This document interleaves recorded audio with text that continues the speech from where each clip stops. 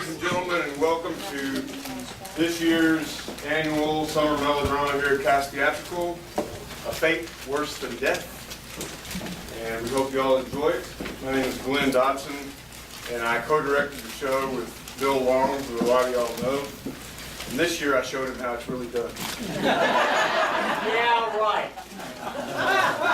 And anyway, before I go any further with our pre-show announcements, I just want to say, if you look on the back of your program, you have an announcement about Death Trap, which is our last show of the season.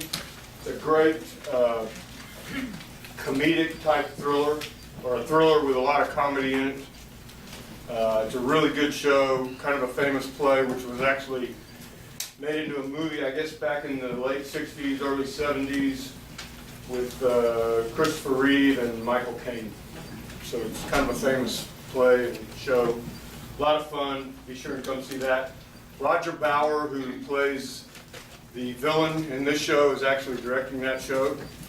And a couple of the other people in this play are also in that show. So it's it'll be something to be sure you get out to see. That was going to be one of my announcements. Thank you. Right on cue. Please turn off all your cell phones and other noise-making devices. Not your pacemakers. We'll let you keep those on as long as they're silent. Anyway, how many of you guys have never been to a melodrama before? Now, in a melodrama, we have a few. It seems like everybody's been, so everybody knows, but just in case you don't, and to remind those that have been before, there's a few simple rules. When the heroine comes out on stage, our lovely and beautiful and sweet innocent heroine, we all want to sigh appropriately. Aww. Very good. And when our hero comes out, our strong and manly hero, we will want to cheer loudly. Yay! Good, good, good. And when the villain comes out, we want to boo and throw popcorn. And my lovely young assistants here will give you a little hint on how to do that. All right, so one more time, for the heroine, for the hero, and for the villain. Very good. Thank you, ladies. All right, so sit back, relax, and enjoy A Fate Worse Than Death.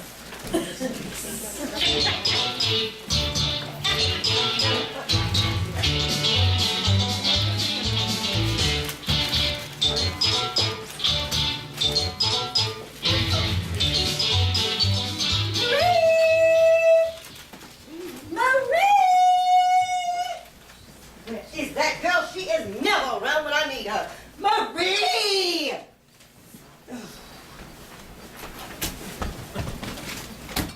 Marie, come in here, please. I need you. Oui, madame. Marie, I'm going to be upstairs, and I do not wish to be disturbed. Oui. And please tell Cook that we will be 6 for dinner this evening. Oui. And tell her that we will dine promptly at 7 o'clock. Mr. Ramsgate does not like to be kept waiting. Is that understood? Oui, madame. Good. Marie, you've been employed here at the Crossroads with us for exactly 3 weeks now. I sincerely hope that you are happy here. Oh, oui, madame. Well, that's just splendid, isn't it? You know, I could listen to you sit and talk French for hours. French is absolutely perfect. Oh, that is true, of course.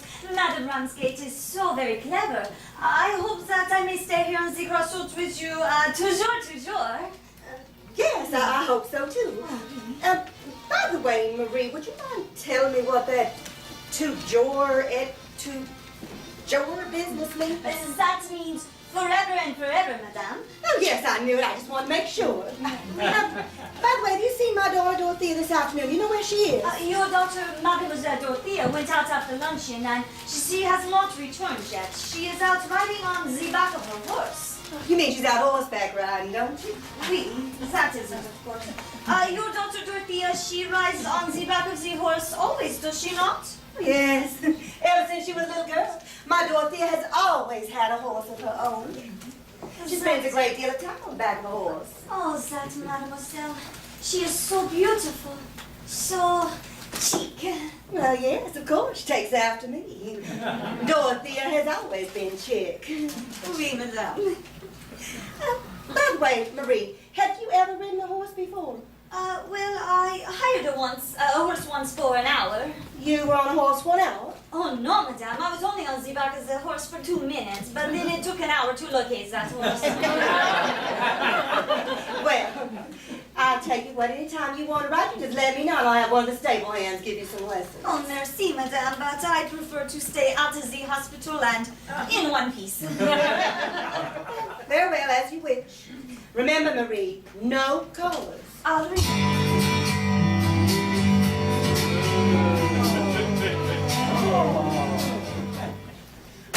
Where are you going, Mother?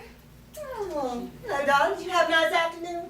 Same as usual, I suppose. Now, come here, let me look at you. Look at you. Don't you look absolutely marvelous today? And what's the point? There's no one around to notice but your father. Now, Marie here was just saying how chic you always look. Weren't you, Marie? Oui, that is true. Mademoiselle, you are truly bewitching. Thanks, Marie. You know you're not too bad yourself. You have truly taking ways. Taking ways, I am afraid I do not understand. Oh, no? Then I'll explain. Yesterday, a pair of my best stockings were missing from my dresser drawer. No one could have taken them. But you. You wrong me, mademoiselle. I do not take what is I have a large bottle of perfume in my room. It was filled to the top when you first came to work with us. I've only used a few drops of it myself, and yet the bottle is almost empty. How do you account for that, Marie? I do not know. Mademoiselle, I assure you, I am French. I do not wear perfume. Well, I am sure you will not be using any more of mine, Marie, because I intend to lock my perfume up where no one can get to it. The same goes for my stockings, too. I do not know what you say. No one has ever accused me. Oh, never mind the alibis, Marie. I don't want to hear any of that. But mademoiselle, I said that will do. Now, go to your room. 23, skidoo! Oh. In other words, Marie, beat it. Dorothea, really, I have no idea where you pick up all this new slang. Madam, may I be allowed a word? No, Marie. Leave now. Go to your room. I'll call for you later if I need you. Oui, madame.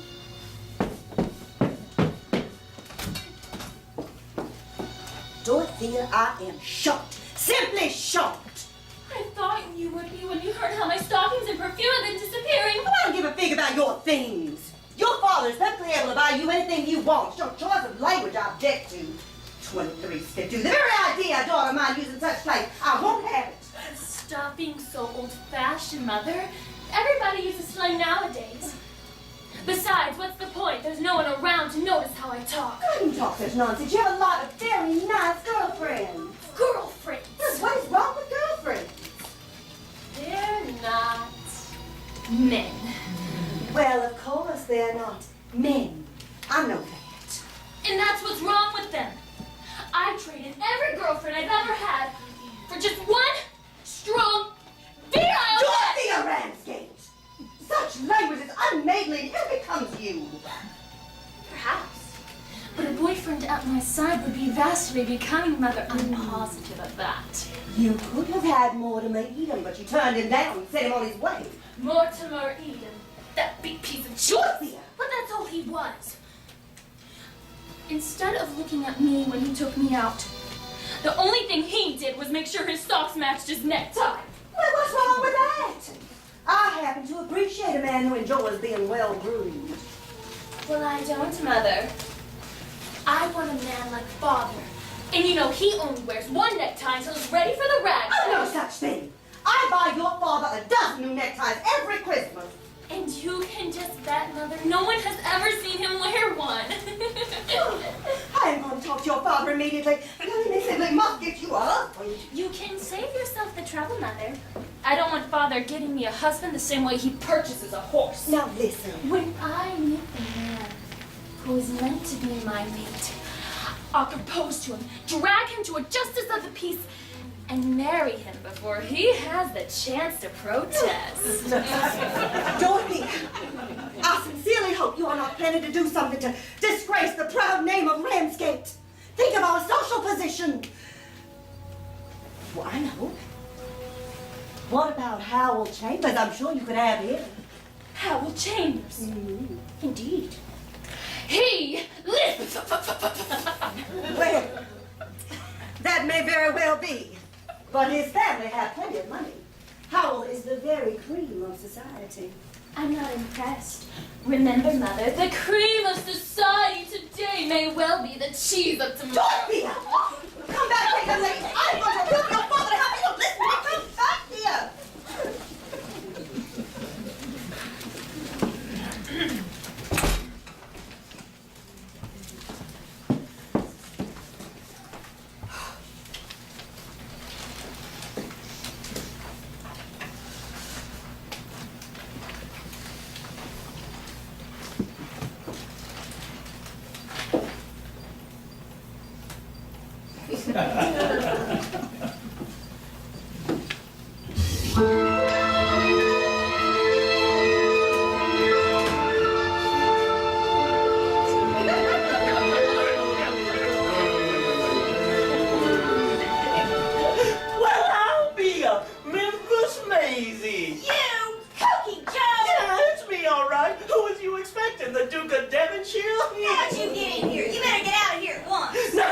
Sister, I got business to look over here at this shebang. Ooh, but I sure gotta hand it to you, Maisie. You sure have landed in a mighty swell joint. The name is Marie, and I'm supposed to be French. Oh, well, that's all right with me. Somebody must have fed you a French cruller before you started to work here, huh? Shh, be quiet. The madam's upstairs with her daughter, and she'll hear you if you ain't careful. All right, I'll pipe down. But this sure is one for the books. Memphis Maisie, working for a bunch of swells and posing as a French maid. Wait till the gang hears about this one. Would you go away? If you're discovered here, it's gonna ruin everything. I already told you. Now take it easy, sister. I got business here. What? I thought you was serving a long term in the big house. Ooh, yeah, that's what a lot of folks thought. But I fooled them. What? Didn't you go to prison? Oh, for a little while. But I did not like it there. Oh, the no. atmosphere did not agree with me. Oh, no. So I decided to do something about it. See? I got me a smart mouthpiece. And he sprung me out of that who's now faster than you could say, ooh, Jackie Robinson. How'd you know I was here? Oh, I didn't know you was here. When I walked in here just now, I was as surprised to find you here as you was to see me. Well, if you didn't come here looking for me, why did you come here? Oh, Maisie, you ought to be able to figure that one out, baby. Haven't you gotten a look at the rocks that belong to your mistress? You're after the Ramsgate's jewels. You think you're gonna rob this house? Oh, I don't think nothing about it. The jewels are as good as in our hands right now. Our hands. Get this straight, Cokey Joe. You think I'm helping you pull this one over? You're barking up the wrong tree. Who said anything about you? All you got to do is keep your trap shut. You don't know nothing, see? We'll handle the rest. My partner and me. Partner? Who's this partner you speak of? Oh, he's the mouthpiece that sprung me out of the who's gal, and he's planned this whole job. Mouthpiece? Is he in the job with you? I never heard of such a thing. No, and you've never met a mastermind like Cassius Carstairs. Who? My partner, Cassius Carstairs. He is wise to every trick in the book of crime and won't stop at playing any of them to get what he wants. Seems like I've heard of this partner of yours. Is he the one that was behind that Fisher job? He sure was. He planned the whole thing. But he was supposed to have died after he pulled over that Fisher deal. Oh, that's the story that the cop put out, because they never could catch up with old Cassius. Everybody thought the mastermind had died. But that report was greatly exaggerated. But if he's got all that money from the Fisher deal, what does he want with the Ramsgate's jewels? He's got plenty of money, hasn't he? Oh, he did. But he just throws fortunes away so he can have the fun of making new ones. A regular spendthrift, Cassius Carstairs is. Spends most of his money on dames. Why, he don't think no more of the dollar than I do of me right arm. Sounds like some kind of man. I sure would like to meet him. Ooh, that's a hot one, that is, Maisie. Well, let me tell you something. Cassius Carstairs has so many dames chasing after him that he has to hire 2 guys just to handle the overflow and keep the rest of the women away. Hasn't he ever been married? Oh, every day and twice on Sundays just to stay in practice. Won't say I didn't warn you, Maisie. If you got any gold in your teeth, you better hang on to it, baby. Or Cassius Carstairs will have it. That type, eh? Just the same, I'd sure like to meet him. Oh, you're about to get your wish, because here he comes now.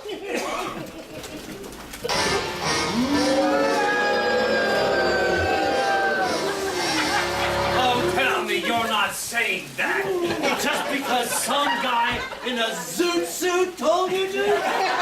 Are you kidding me?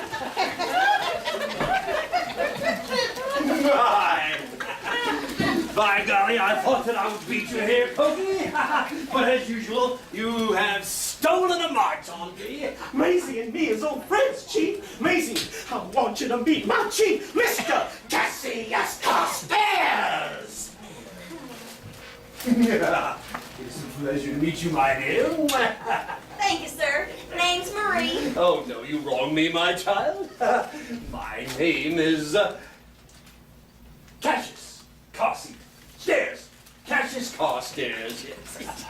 No, I meant my name is Marie. At least that's the name I'm using at present. Where you been all this time, Chief? You are late. Yes, I know.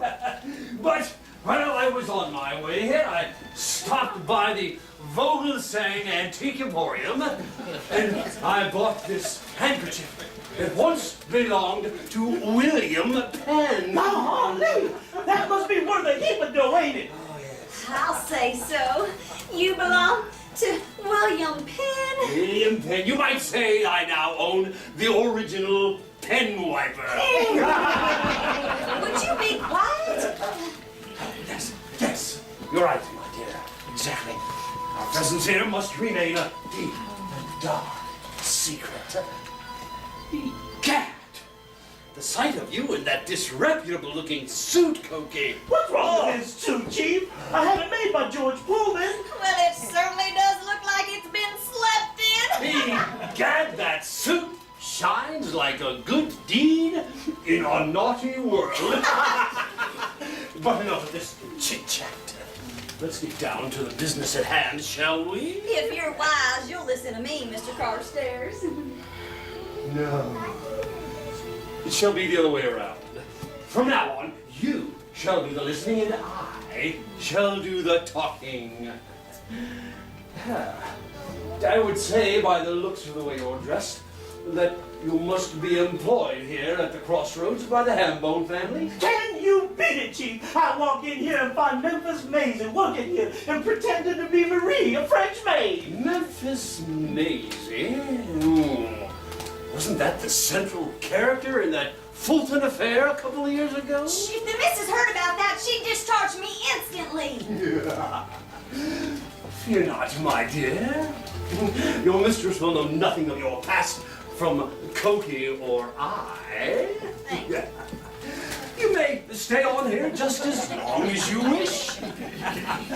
Provided you do my bidding for me. Do we have a deal? Dean, I'm helpless and you know it. You have me in your power, Cassius Carstairs. Very good. Now that we understand one another, let's get down to the matters at hand, shall we? This is my plan. Listen carefully. Fighting! Confound it, where's the butler? It's the master. Go, go, both of you, go. Both of you. Leighton is not here, monsieur.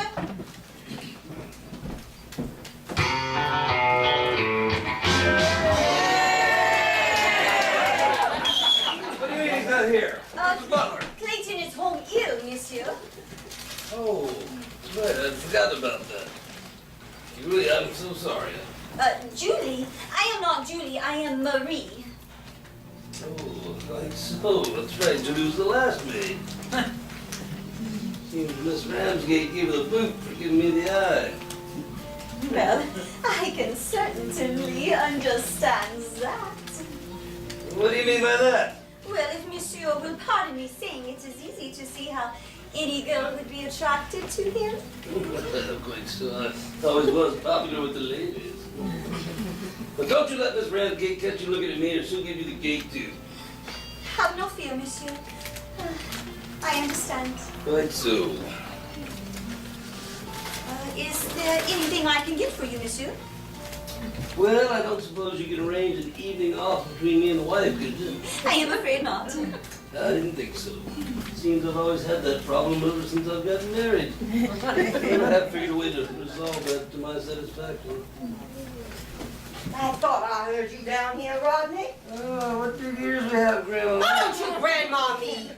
Have you known any time we go out in public, people think you're my husband? Her father instead of my husband. Difference. I'm still responsible for the bills. Have you? Oh, now look, you've gone and contracted another cold. Why is it I always get a cold in my head? Well, that part's easy to understand. The cold always settles in the weakest part.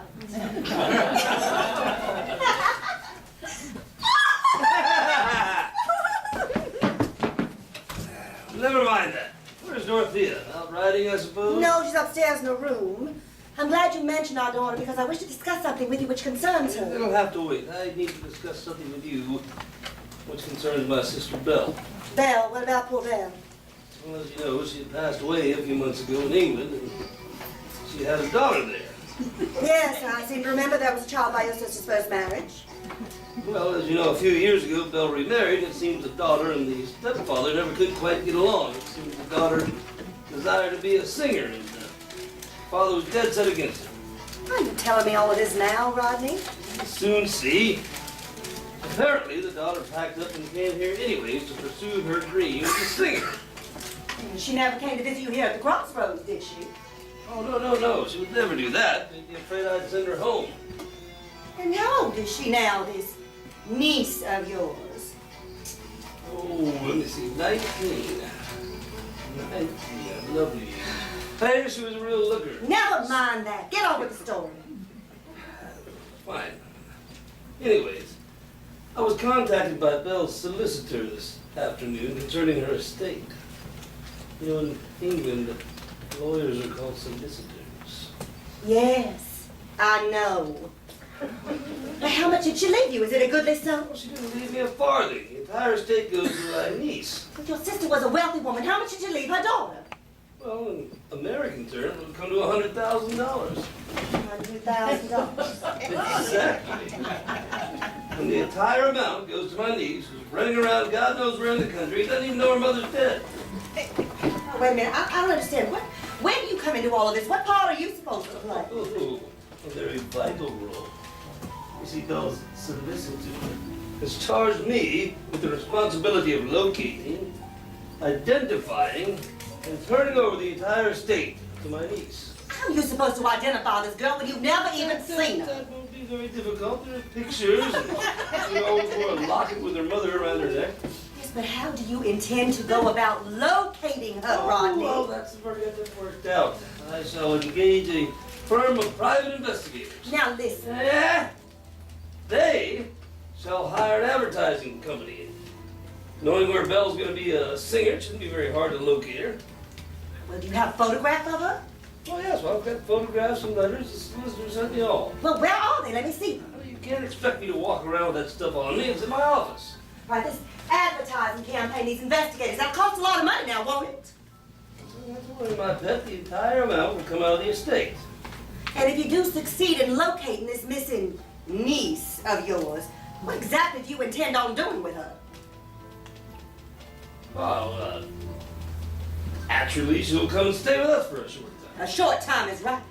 I would certainly object to her becoming a more permanent member of this household. Of course. Anyways, we'll deal with that when we come to it. Anyways, I expect to be leaving right after dinner, spending the evening with a friend who expects to be sick. What? I mean, I expect to spend the evening. You will do no such thing, Rodney Ramsgate. You are going to stay right here with me this evening. Is that clear? Honey. Sweetie. I never get to go out.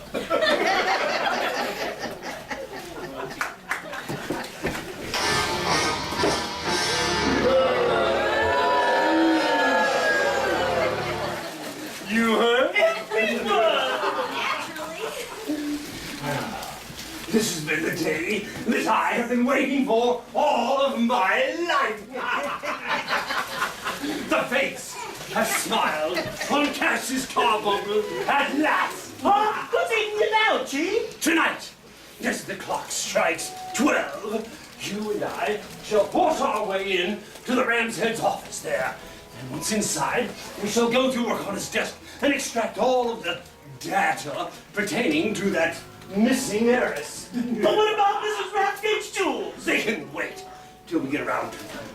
Yes, at present, we must put all of our energy toward getting our hands on that $100,000 that belongs to the missing heiress. You expect to get all that money? Why not? Yes, an opportunity like this doesn't make itself available every day, and I intend to take full advantage of it. You must keep your wits about you, Cookie. Whatever you say, Chiefs. We shall go through that desk and pull out all of the information regarding the missing niece.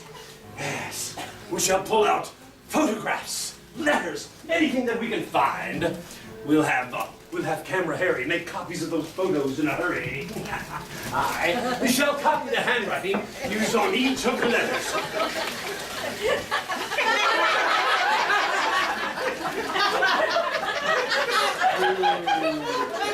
And then, everything that we've removed from the desk must be put back in the desk before Rambone opens that office in the morning. Well, that's awfully quick work, Chief, but yes, it can be done. It can be done. It will be done. In the morning, I shall obtain one of those gold antique lockets, and therein put a photo of Ramrod's niece. No, his sister Belle. I'll put a photo of his sister Belle inside the locket. But what about the girl, the missing heiress? How do you expect to locate her? I'm not even going to try. Jeez. All we need is some young thing who answers vaguely the description of the missing niece. I shall study that description, memorize every detail. You expect to find some random girl, bring her back here, pawn her off as Ramsgate's missing niece, and then you get to collect the $100,000? You got it. There must be certainly somewhere some sweet young thing, some innocent girl possessed of a trusting soul that resembles Ramsgate's niece. Yes. I intend to bend every effort to finding such a girl without delay. We did not tell you that Chief was a mastermind, huh? And then, once I've got my hands on that $100,000, I shall depart for places unknown, leaving Hambone responsible to make up the loss. Stand by, you two, and prepare to watch a genius at work. For tonight, just sure as my name is Carstairs. Cassius Carson, there shall be dirty work at the crossroads today.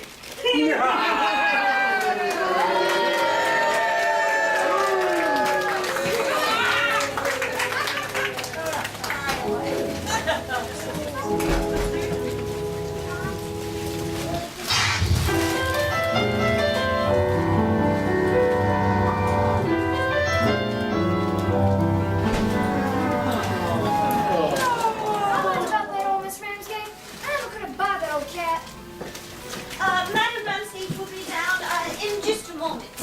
I surely hope your mistress isn't ill. Oh, no contraire, she is enduring perfect health. Well, I'm very glad to hear that. Both Mama and I have become so fond of you, Miss Ramsgate. Well, Clarice, darling, I am so sorry to have kept you waiting.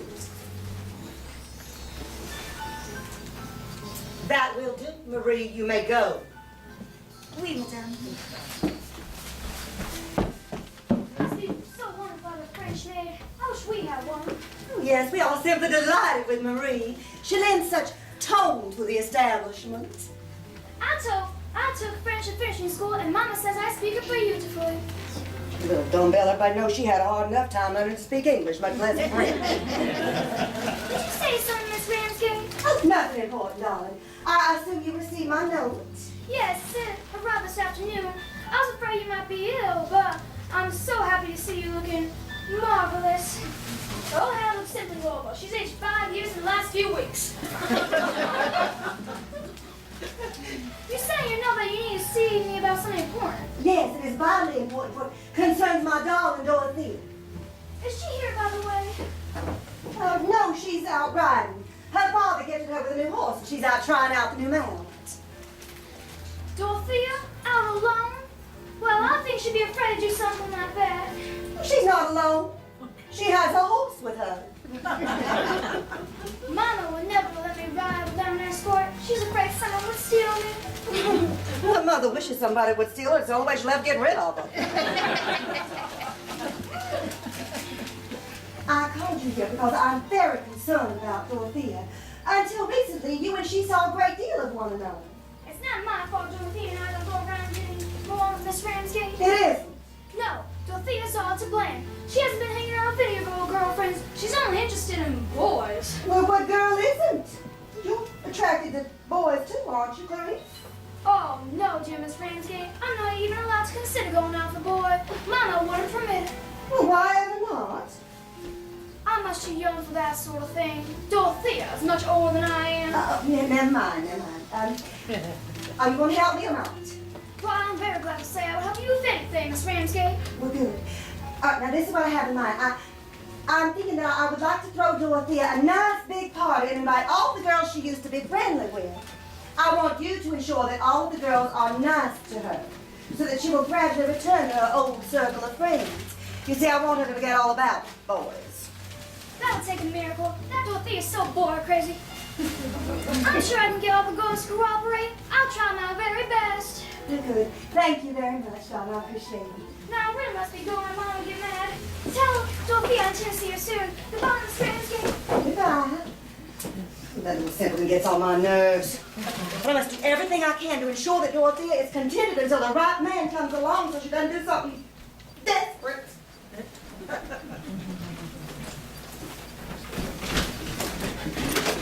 There he is, I now. gotta see you, Maisie. What do you want with me, Cokie? She is. Constance is here, and he's got the dame with him. Dame, what dame? Oh, what's the matter with you, Maisie? Wake up, can't you? The dame is old man Ramsgate's missing niece, of course. Then Carstairs succeeded in finding the missing heiress? How can you be so stupid and go on living? I mean that the chief has found the dame that answers the description of the missing heiress. And he's brought her here. She's going to meet old man Ramsgate tonight for the very first time. Who is this girl? Does she know what Cassius is up to? I don't know who she is. The chief didn't tell me that. Oh, well, I know she has a face of an angel. Oh, she's a looker, all right. You didn't answer my question, Cokie. Does she know why Cassius brought her here? Oh, naturally, she knows she's got to pretend to be old man Ramsgate's niece. The chief trumped up some kind of story to convince the dame that she's acting in everybody's best interest. I feel sorry for any girl that ends up in the nasty hands of Cassius Carstairs. Well, anyhow, she's got to do what the chief tells her to do. He's seen to it that he's got enough on her to make her do his bidding. He's gonna break her heart, throw her away like an old glove. I'm sure that you're going to love it here, my dear. Here he goes now.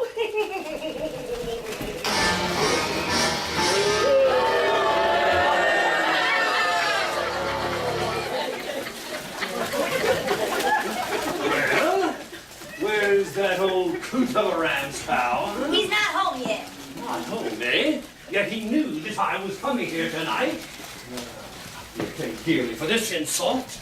Don't get your mustache in a wad. He's gonna be here any minute. Well, he better be. Or there'll be you-know-what to pay. Time for me to turn nice. Here. Come in, my dear. Welcome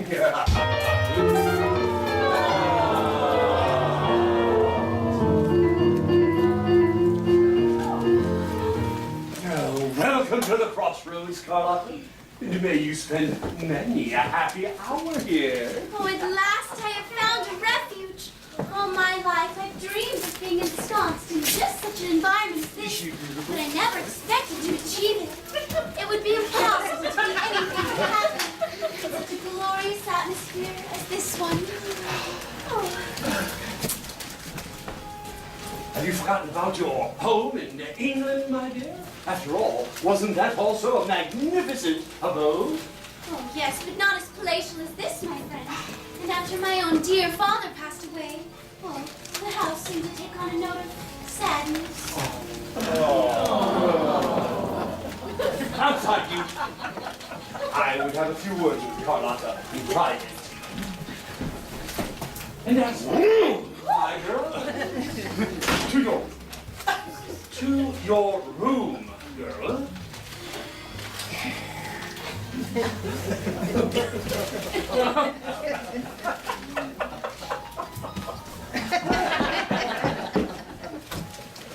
After all I've been through, it'll be so wonderful to have servants to cater to my every whim. Oh. Carlotta Flower. How that name becomes you. Yes, I thought it was a lovely name. That's why I decided to take it when I embarked on a career as a singer. Heed my words, girl. Take care when you first meet Ramsay Rodgate, for if you fail to convince him that you are his legitimate niece, my experiment here will be a complete failure. Oh, have no fear. I will not fail one who has been as good and kind to me as you have been. Oh, thank you, my dear. And don't forget that you spent your early years in England, and that you never saw America here until a few short years ago. Oh, I don't have to worry about remembering that. You've dinned it into my ears so often and with such regularity that I've come to believe it myself. And if anybody questions you when I'm not around, you refer them to me and change the subject hastily. Oh, you're such a wonderful person, Mr. Carstairs. To know me is to love me. The fact that you are so concerned about Mr. Ramsgate proves just what a loyal friend you are. Thanks again, my dear. And let us hope that you shall always retain your high opinion of me. Oh, I'm sure that I always shall. You've gone out of your way to befriend me, though I was a complete stranger to you, and your every action since first we met has been that of a complete gentleman. That is only as it should be. Well, it is kind of you indeed to devote all of your time and energy to this little experiment which involves Mr. Ramsgate and me.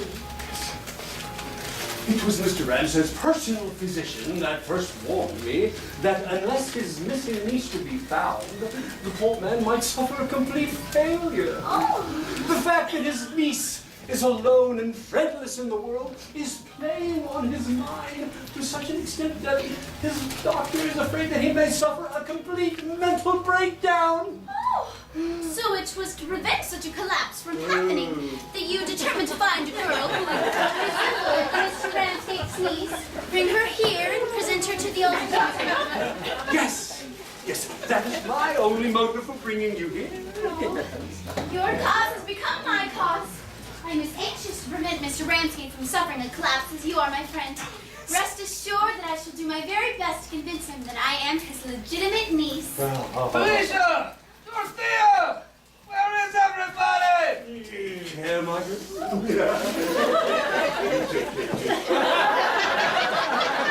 You are about to meet your new uncle. Oh, my goodness. Carstairs, I'd completely forgotten about our appointment. Am I very late? It's quite all right, Mr. Ramsgate. Yes. I have a surprise for you. What is it, Rodney? Why did you call me down here? Oh, you remember Mr. Carstairs, my pet? Well, yes, indeed.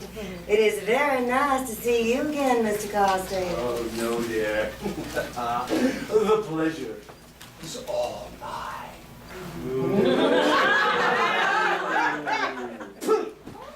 Well, it's a surprise, Mrs. Disgusting. Good sir, our search is over. It is. I have found your missing niece. Yeah, I have indeed, and I have brought her here to you. you did. And indeed, here, sir, is your niece. Behold her. You? Oh, yes.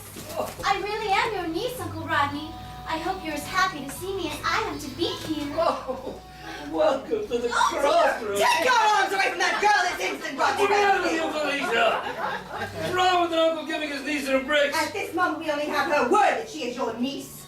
And it's going to take a great deal more to convince me that her claim is a true one. Oh, dear Aunt Felicia.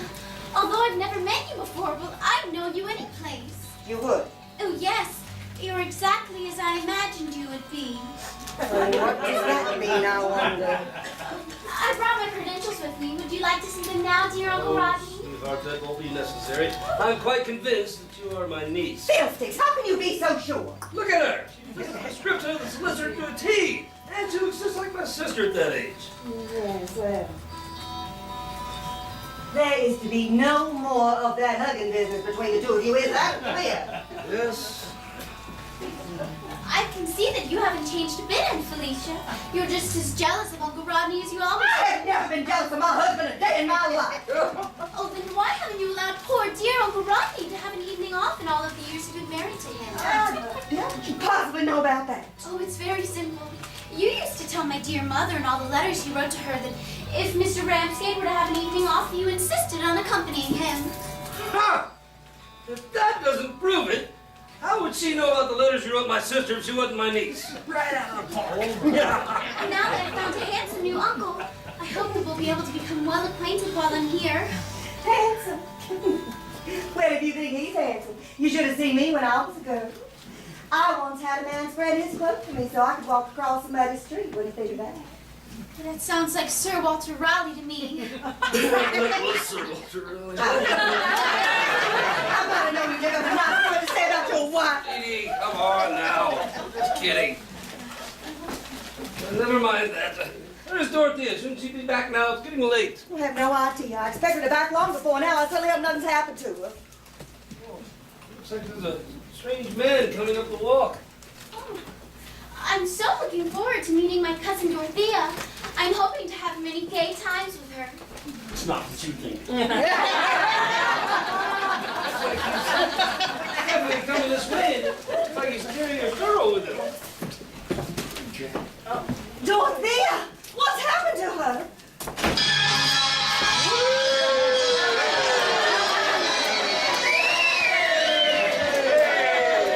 Ain't nothing to worry about there, man. This little lady just met with some trouble, but she'll be all right. So where should I put her?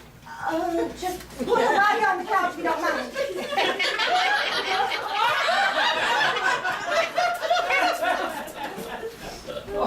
What happened to my daughter, man?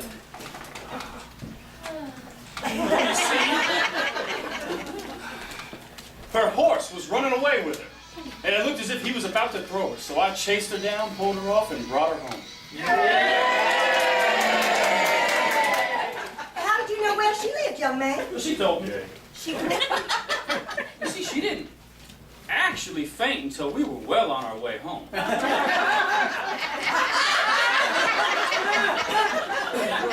Wife and I are very grateful to your kindness, sir. There wasn't nothing any galoot would have done the same. Now I'm going to be on my way, folks. Oh, no! You must be tired from carrying me such a long way. Won't you sit down and rest for a bit? I guess I can stay for a minute if you want me to. I most certainly do. Rodney, you best go for a doctor immediately. No! I'll be fine, Mother. Once I've rested a bit. Sure. Can you get upstairs to your room? Of course. You saved my life. Promise me you won't leave without telling Father where he can get in touch with you. All right, I promise.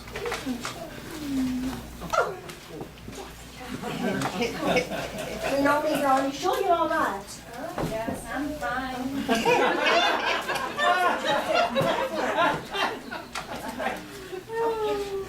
insist you have a complete checkup first thing in the morning. Whatever you say. Come along, Rodney. We'll need your help. Yes, dear.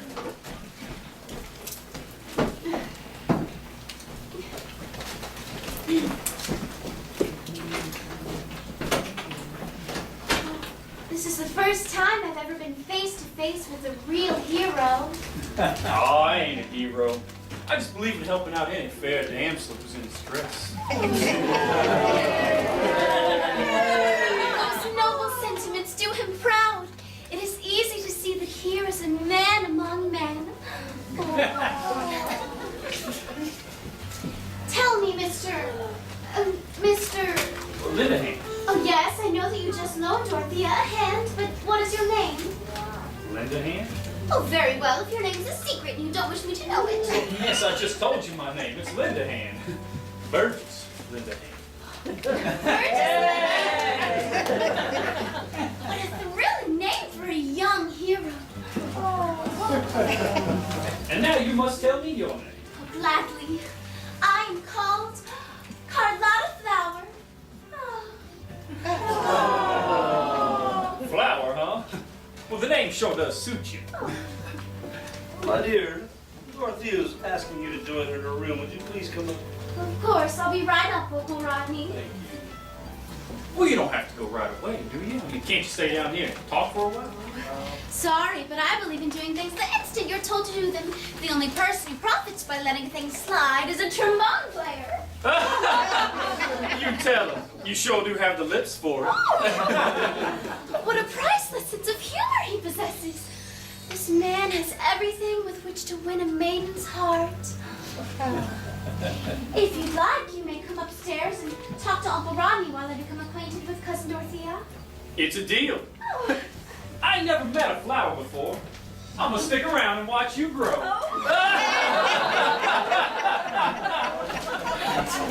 Maisie!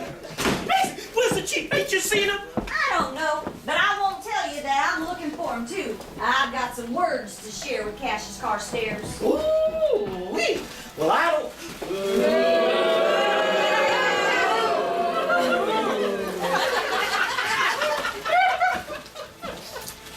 Words are amazing. I've been reading the dictionary. I know what that means. And I'm always glad to oblige a lady. Well, What's on your mind? I'm not one to beat around the bush, so I'm just gonna say my piece and get it over with. Oh, do so. You By all means.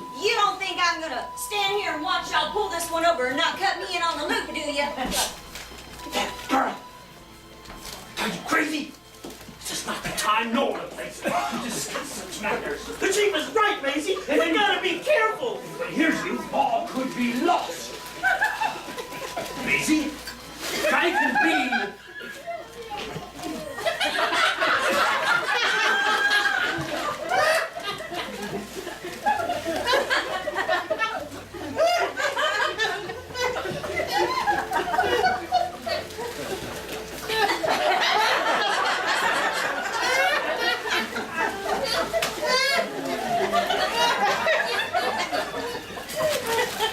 This story is going on with or without you.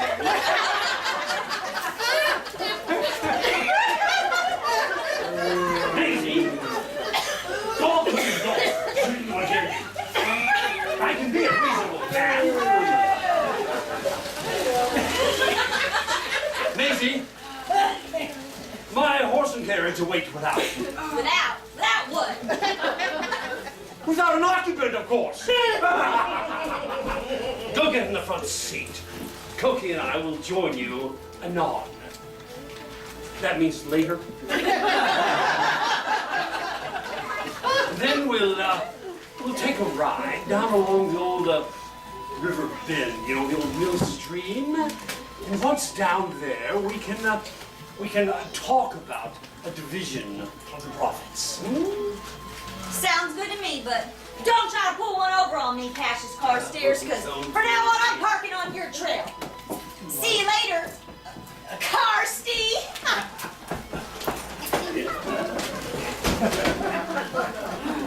Okay? Where is your revolver? Right here, we'll always carry a chief. Don't I'll get in the front seat next to Memphis Maisie. You get in the back seat behind her. And when I give you the word, you let her have it. Oh, you want me to bump Macy off so you don't have to cut her in on the loop? Oh, I'm not worried about the money. Care less about the money.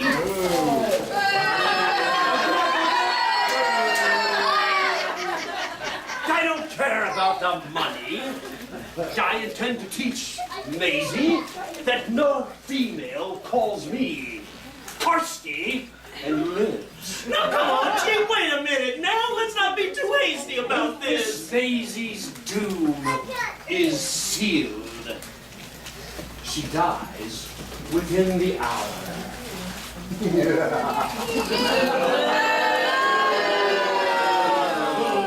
It is a beautiful evening for a murder.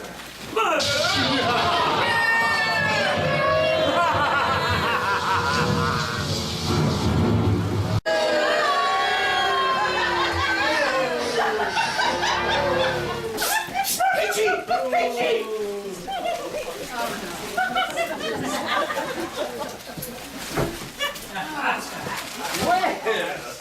quite a change from your usual appearance, isn't it? How do I look? Would you know I'm supposed to be a butler? I hardly believe my eyes. For the first time since I know you, your face is actually clean. That Ramsgate dame made me take a bath before she let me put these clothes on. I don't know what that was for. It's Saturday. It was a brilliant idea of mine to hire you out to the Ramcoot family as their butler. Now, I'll be able to come and go in this home at will.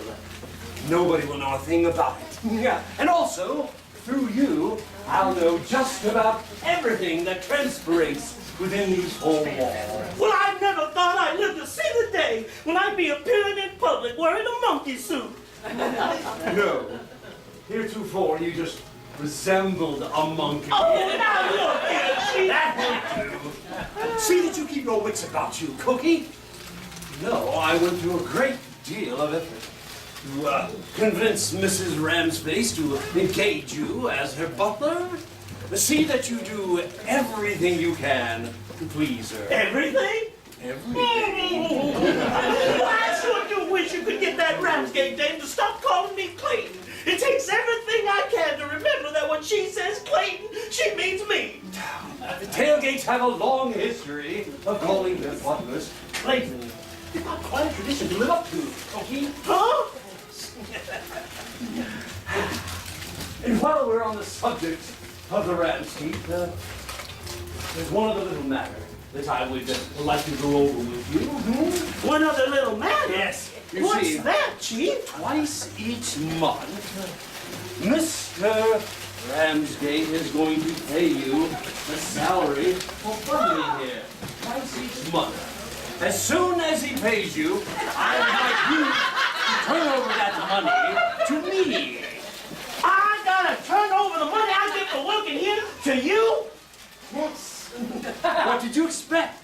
I'm rather short on ready cash. It will be until I get my hands on that $100,000. Now look here, Chief. I just don't see where that's fair in any way, shape, or form. Now come on, stop me when you want to. You were on a roll, I thought I'd let you go. I gotta hand over my money to you. And thank you for letting me give it to you. Huh? Huh? Well, that sounds mighty cockeyed to me.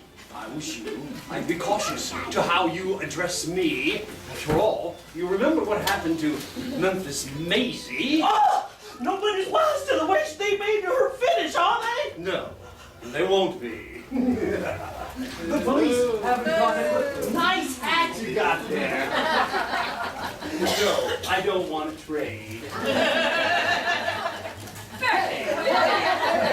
Can you have his hat? Hey, you got a hat too? Yeah! Really?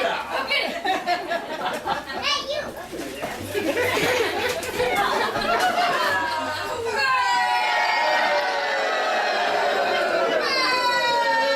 Wait a minute, did you think I was going to take his pocket? Just opening it for the little type.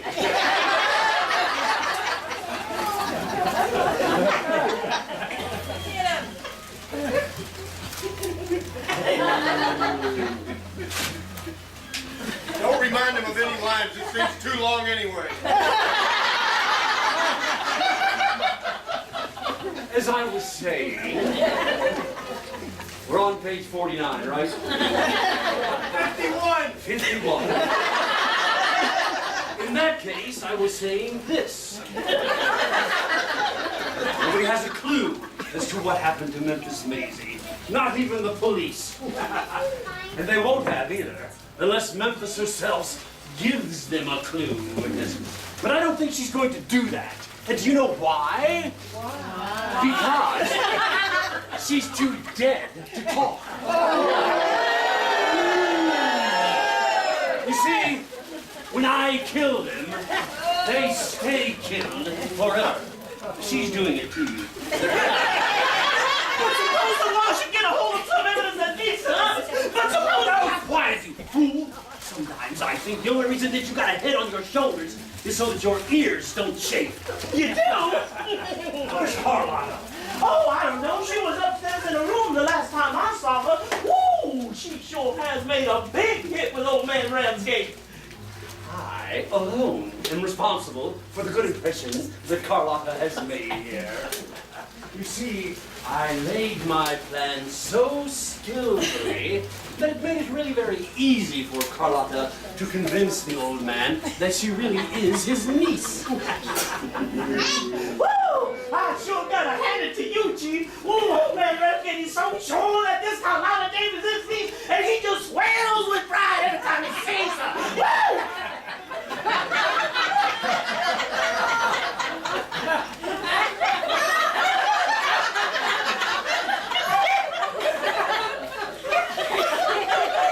You know what the trick though, too? It was something that I coached Carlotta in when I was preparing her for her visit here. Yeah, what was that, Chief? Well, you remember as we were going through the desk, I came across those letters from his dead sister, Belle. Oh, yeah, I remember that. They were written before she died. I read those letters carefully, and I quickly discerned that Ramsey was constantly writing back to his sister, complaining that his wife, Felicity, was extremely jealous. So you told this Carlotta dame that, huh? Oh, you bet I did. Yeah, I told her very succinctly that she should just pretend like she was dropping a casual remark when she alluded to Miss Ramsey's extreme jealousy. That did the trick. It sure did. Hey, has this Ramsgate coot told you when you can expect to receive the $100,000 from England? We're not going to go into that again, are we? Huh? Haven't I told you over and over again that you are going to get a share of the loot? Yeah, I remember. And you're going to keep your promise to me, ain't you, Chief? Yes, I You're am. going to give me my part of the pie, ain't you? I'm an honest man. Oh, pipe down, will you, Chief? You fly off the handle like a 30-cent hammer.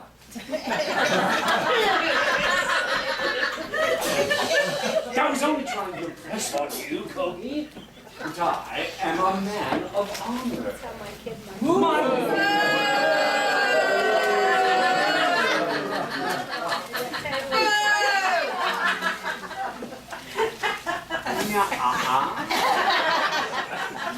My word is my bond.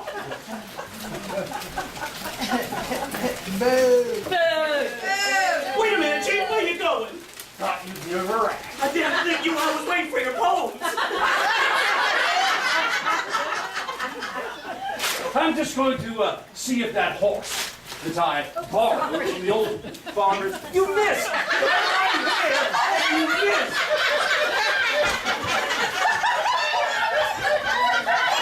You want a double take? They're better at it than you are.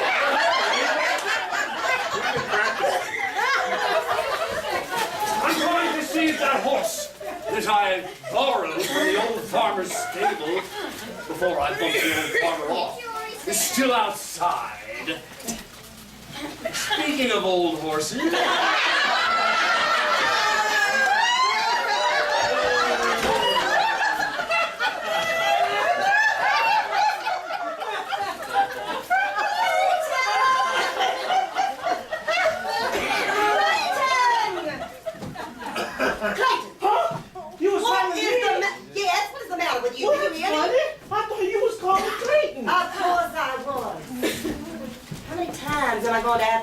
if you are Clayton. Oh, that's right.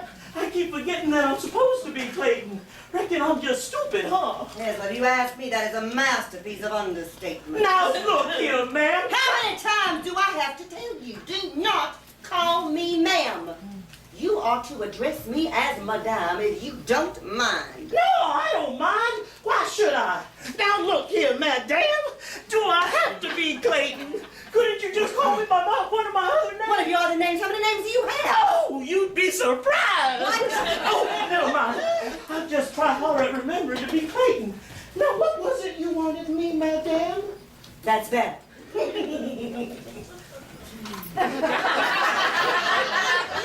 was I wanted with you? Let's see. Oh, yes, I remember. Trixie. Trixie. Trixie, my dear, sweet little poodle dog. She's not feeling very well. In fact, I'm afraid she hasn't been herself at all today, and I want you to go upstairs and stay with her. Keep her company, try to entertain her. You want me to play nursemaid to a dog? Well, yes, aren't you simply thrilled? Do all of you other butlers have to play nursemaid to a dog? Certainly not. I'm only making an exception in your case because Trixie seems to have taken a fancy to you. Oh, how am I supposed to take care of Trixie? Well, I suggest you start in by telling a little few clever stories. Oh, you want me to tell your dog some stories, huh? Well, yes. But you be sure they're stories she's never heard before. You see, the little darling gets resentful when she's told the same story more than once. And if you try to put anything over on her, she'll lie back. Huh? Then after you coax her into a good mood with your stories, let me suggest a nice cup of tea. Maybe some dainty little sandwiches, too. She likes chicken sandwiches, white meat only. Oh, why didn't the chief ever let me go in for all of this mess? I got a good mind to kill that mutt. Won't your friends be so jealous when they find out that I have been letting you take care of my darling, precious little Trixie? Oh, if the gang ever hears about me taking care of a nut.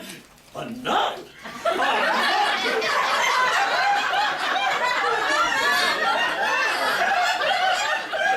Taking care of a mutt. They'll never, ever let me live it down. Oh, never mind. I better get on upstairs to all the nuts. There, now that's it. We want to know if you're being deducted now, would we? Now, Clayton, after you have given her tea and sandwiches, may I suggest a nice, sweet-smelling bath? But you be sure the water is the proper temperature.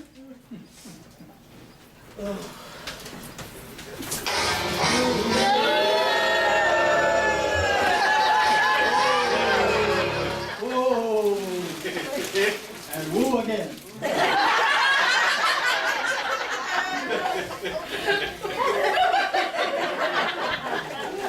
Mrs. Ram's butt.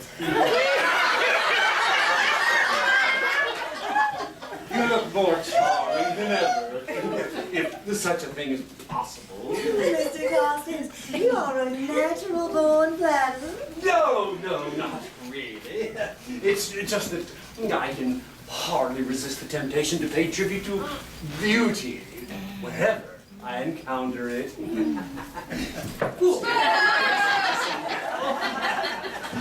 I'm going to butter her up like a waffle. You better be careful, she's a bit of a cougar.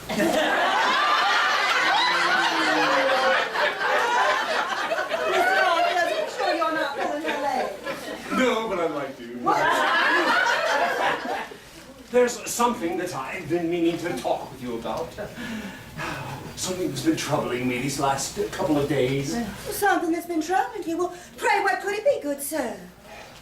It just seems to me that ever since I've brought Carlotta into this house, you have been going out of your way to avoid being alone with me. Well, I have done no such thing. Nor would it ever occur to me to do so. This dying dahlia has fallen for me. Next thing you know, listen. The next thing you know, she'll be saying her husband doesn't understand her. You've heard that, huh?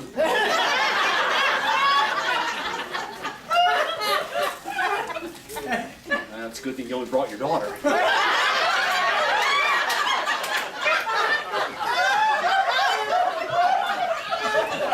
on. You interesting, crazy. You don't know how I long to talk to a man like you. A man who's so well versed in the ways of the world. The feeling is mutual. I've wanted to talk to you as well. Yes, I've wanted to come here and visit more often, but the thought of your husband has kept me away. Rodney, what would Rodney keep you from coming here?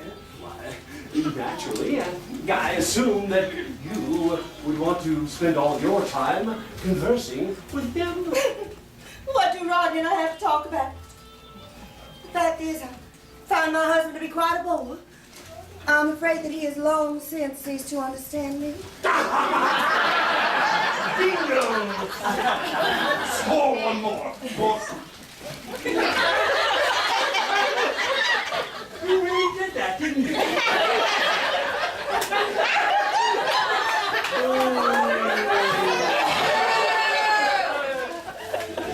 That's okay, because you see, I've still got the point. The point is, I said she was going to claim that her husband didn't understand her, and she just did it. But you're too young to understand that.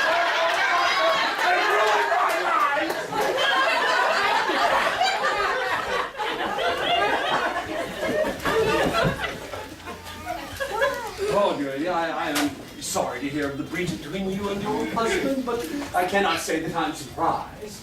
For one thing that I've learned in this dreary old world is that there is, I hope I get this right, there is nothing as constant as change. Nothing is constant as change. You are so poetic, Mr. Garcia. You are fond of poetry, aren't you? Poetry? Yes, yes indeed. Poetry is like meat and drink to me. I am dedicated to it. Yes. May I ask what your favorite poem is? Of course. It is that old classic. Mary had a muskrat. You've never heard that one? Mary had a little muskrat? Okay, just for you, we'll make it Mary had a little lamb. Oh, it's mine too. I find it simply divine. It's so full of fascinating nuances. Mr. Costas, do you mind if I ask you a very personal question? No, of course not. Where you are concerned, my life is an open book. Well then, how is it that a man of your brilliant attainment remains about you? You never thought of taking a name? I did contemplate matrimony once in my life, madam. But alas, it was not to be. Well, why not? Because by the time that I discovered my divinity, she was already married. So my lips were sealed and I could not declare my love. He means me, I know he does. What you poor man? I understand and pity you deeply. Thank you for those words. One word of pity from you means more to me than the brief admiration of this entire audience. You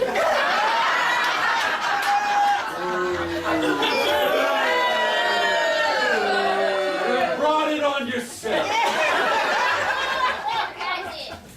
How sad that you have to carry this burden with you through life. I shall carry the burden of my secret love to my grave. Well, don't talk like it. Say your line again, then I can get back into the scene.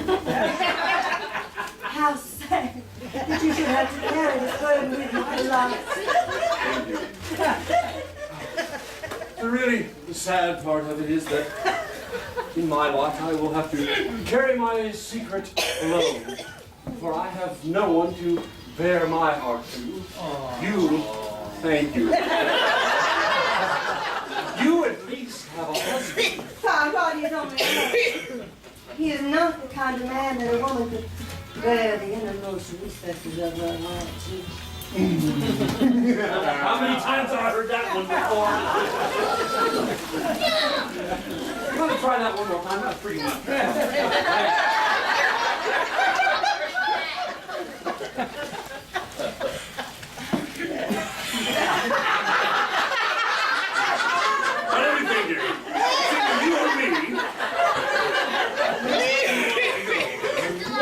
How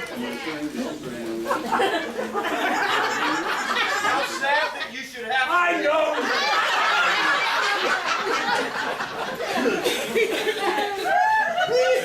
It is terribly sad, isn't it? It is sad that I will carry the lost secret of my love to my grave. Oh, don't talk like that. Okay.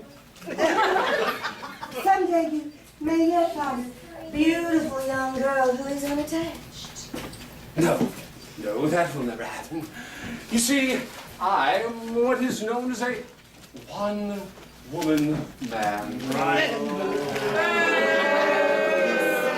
I've got a bad face on me. Mr. Carstairs, when you first arrived here, I thought that you and Carlotta were fond of one another. Oh, perish the thought. Yes, it's true, Carlotta is a sweet young thing.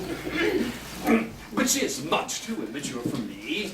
In fact, I was forced to tell her that just yesterday.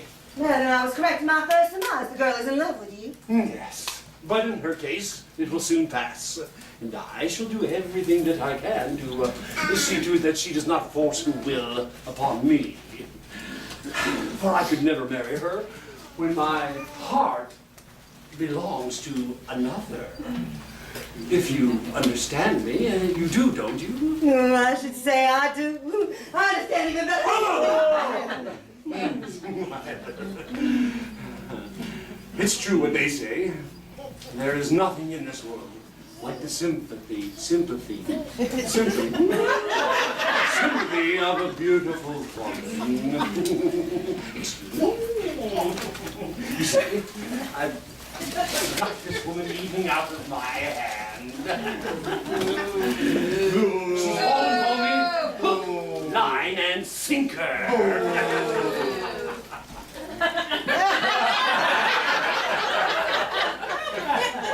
Promise me something. Promise me. If you should ever find yourself feeling low in spirits, that you will not avoid me, but you will come to me for words of sympathy. Oh, I promise, dear lady. Yes.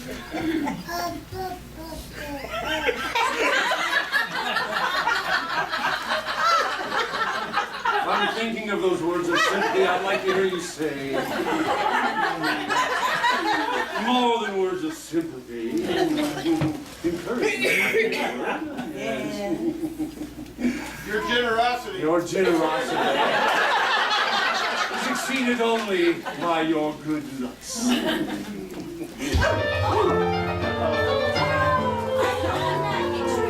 No, Carlotta, not at all. Come in. I was just on my way to the kitchen to get cook some more. Yes, I'm sure. You will excuse me, Mr. Carson.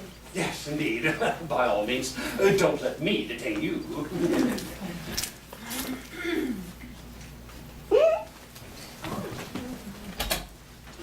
Isn't Uncle Rodney home yet? No. My, that dress looks especially beautiful this evening, won't it? Are you planning something special? Oh, yes. I'm having my photograph taken today with Uncle Rodney. He asked me to as a special favor. Oh. Why would he want to have his photograph taken with you? Oh, for sentimental reasons. You see, he insists that I look exactly as his sister Belle did when she was my age. Yes, I know that. But You know I would never try to disillusion him. you haven't tried to disillusion him, have you? No, of course not. Oh, haven't I given you my word that I'll do everything I can to convince him that I am his niece? Yes. But there are some people in this world who do go back on their word. Not I. If I didn't intend to keep a promise, then I would never make one.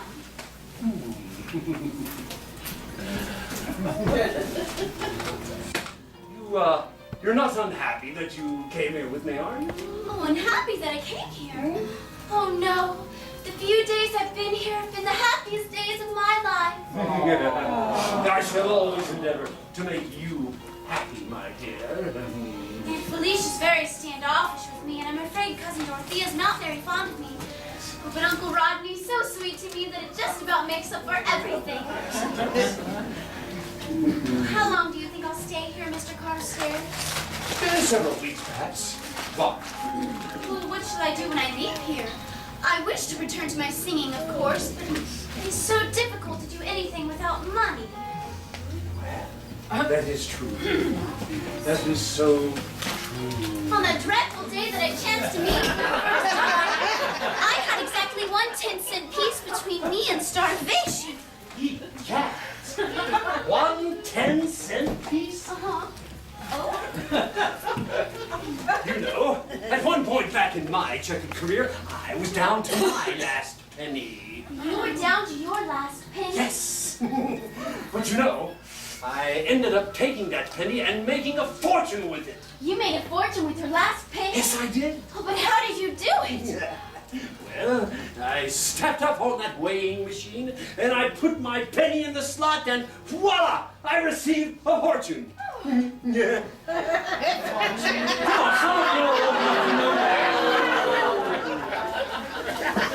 I know you've received many fortunes. Yes. I'll never forget that day when we first met. I lived to be 100, locked out of my room, cold and hungry. I thought the only way out was to do away with myself. Yes, and you... Are you done? And you would have, too, had I not talked you out of it. Yes, it took a great deal of patience on your part to convince me that you were sincere and really intended to help me. Of course. I never have discovered why you chose me to bestow your kindness upon. No, and let's hope you never do. What? I mean, why I chose to help you doesn't really matter. All that matters is that I befriended you. Well, someday I hope to be able to pay you back the large sum of money you've invested in me so far. That won't be necessary. Oh, yes, but it is. I intend to pay you back to the last farthing. First off, there was all that back rent of the rooming house I'd stayed at. Oh, how much did you have to pay the landlady to settle that account? Plenty, but... Oh, I think I was behind on my rent for 6 weeks. Or was it 7? Well, your landlady seemed to think that it was 10 weeks. 10, yes. Yes, oddly enough, she seemed to think when I paid her the money for it that it wasn't enough. I don't understand. I didn't understand either until I inquired her about it. She seemed to think that you were getting away with murder. Murder?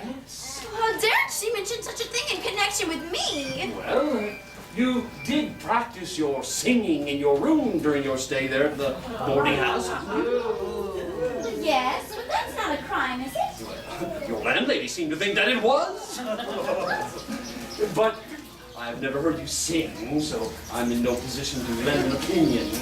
Oh, Mr. Carstairs, I can assure you that I have the voice of an angel. Let's hope so. But your landlady informed me that there were several other people there staying in the rooming house who were threatening to leave unless something was done to stop that awful noise. Awful noise! Oh, Mr. Carstairs! Oh, believe me, my voice couldn't be that bad. Well, it could be. But let's hope for your sake that it's not. Just to prove to you how wrong that landlady is, I shall sing for you this very evening. No! We don't want to ruin the good impression that you've made with Mr. Council, do we? What? I mean, when we leave here, you can go away with me and time you can sing to me to your heart's content. But when I leave here, I shall be alone. You and I will go our separate ways. Well, if my plans work the way I think they will, you and I can go away together and live a life of luxury. Mr. Carstairs! Please! You don't want to go and spend all of your time with me?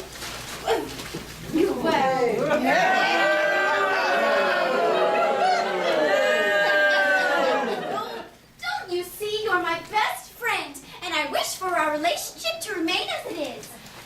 Let's not do anything that will raise doubts between us or complicate matters. And now, if you'll excuse me, I'd like to roam around in the garden. I can hear a sparrow calling to its mate. Oh.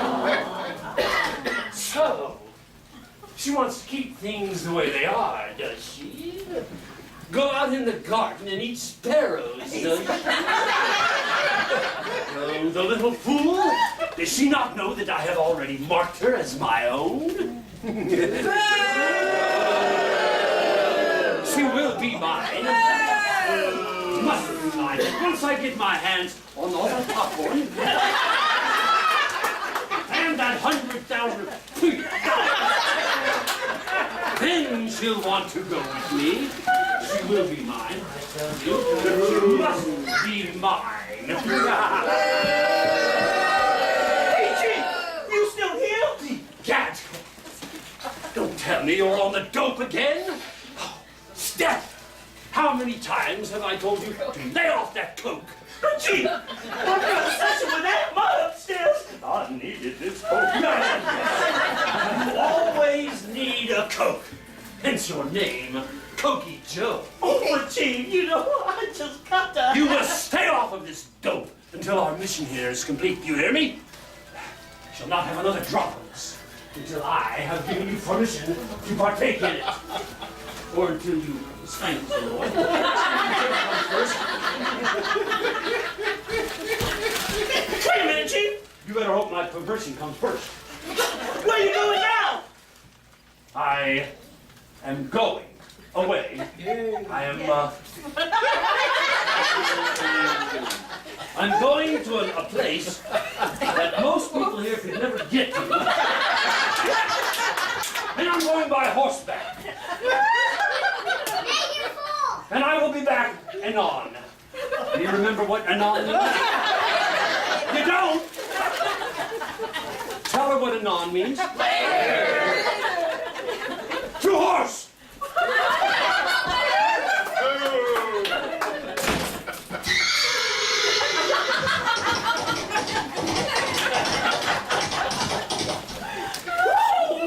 Chief Joe can get on the horse fast.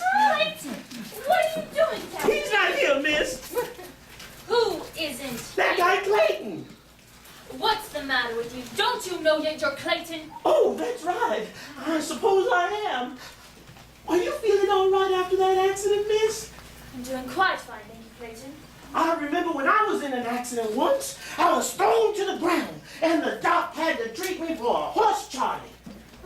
Hold on. Don't you mean a Charlie horse? No, I mean a horse Charlie. You see, Charlie Adams let me ride his horse once, and that horse Charlie had thrown me.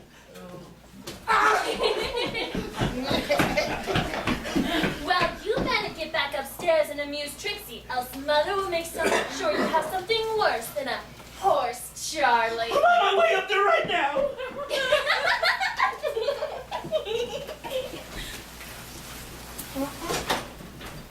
Isn't Father home yet, Mother? I haven't seen him.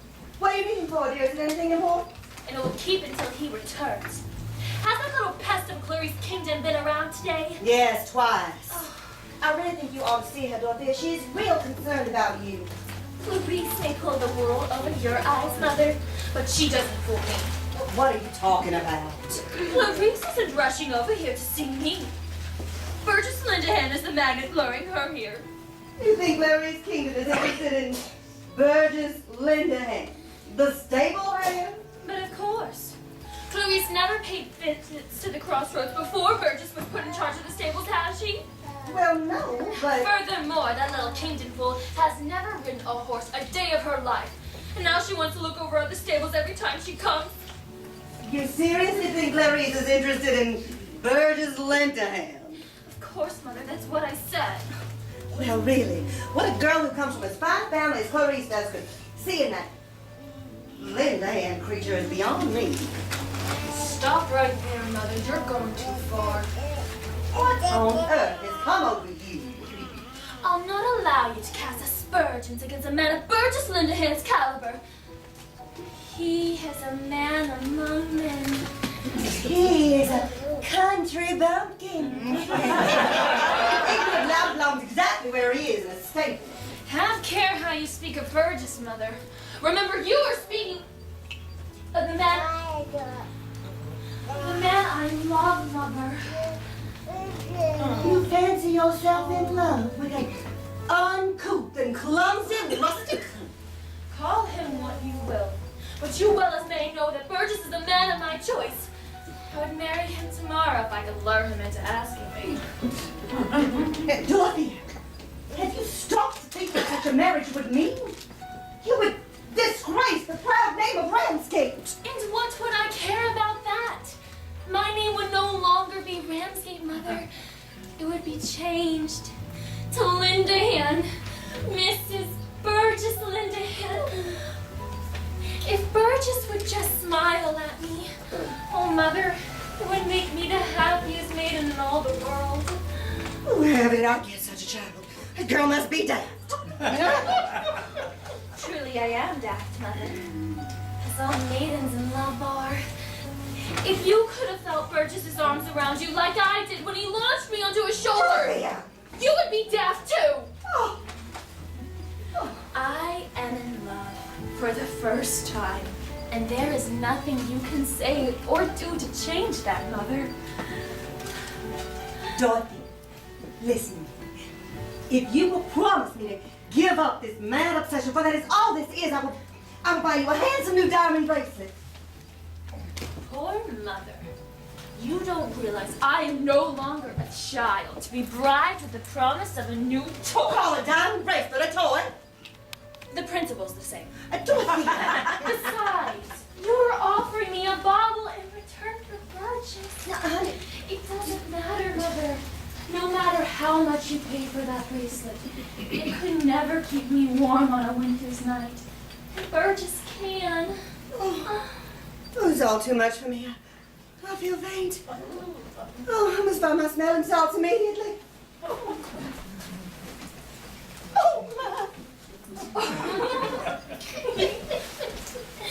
Poor Mother.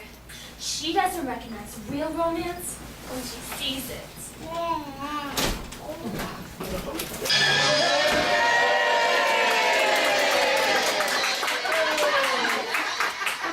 Well, Miss Ramsgate, ain't your father home yet? Not yet, but I am expecting him. Won't you sit down by me and wait with me? You want me to sit there next to you again? Yikes! What's the matter? You're not afraid of me, are you, Burgess? Of course I'm not afraid of you. Then do as I ask and sit down next to me. All right. This is the first moment we've had a chance to ourselves. Well, I've been real busy since I came to work. Well, now that you're settled in, now that you're with the horses, now that you've come to know us so well, how do you like us, Burgess? I'm just crazy about those horses. Say, where's that cousin of yours, Mrs. Carlisle? She's around here someplace, I'm sure. I have an excellent idea, Burgess. How would you like to take me on horseback riding this evening? I wouldn't like it. What? I mean, I can't get the evening off. Your pa's got important work for me to get done. And Oh, don't worry your mind about that. As soon as Father gets home, I'll talk to him and get him to give you the night off. I can't go horseback riding with you this evening. But why not? Because I haven't got a decent thing to wear. Oh, don't worry about that, Burgess. I'll talk to Father and he can find something for you to wear. I mean, I'm sure he can dig something up. Nothing doing. I may be poor, but I ain't wearing nothing your pa has to dig up. Well, why not? When you gotta dig something up, that means it's been buried. And the only reason folks have for burying clothes is when they've met up with a skunk. Count me out. I ain't wearing nothing like that so long as I got both my senses. Burgess, you don't understand. I bet Father will find something for you to wear that was left by someone who worked for us. I'm just dying to see you ride a horse so I can observe your posture. What? I said I wish to observe your posture. That's why you're so long-eyed fired up to see me on top of a horse. You sure are in for some disappointment. I ain't got any. You haven't any what? Any posture. But you most certainly do. You know what posture means. Of course I know what posture means. It's a place where cows graze.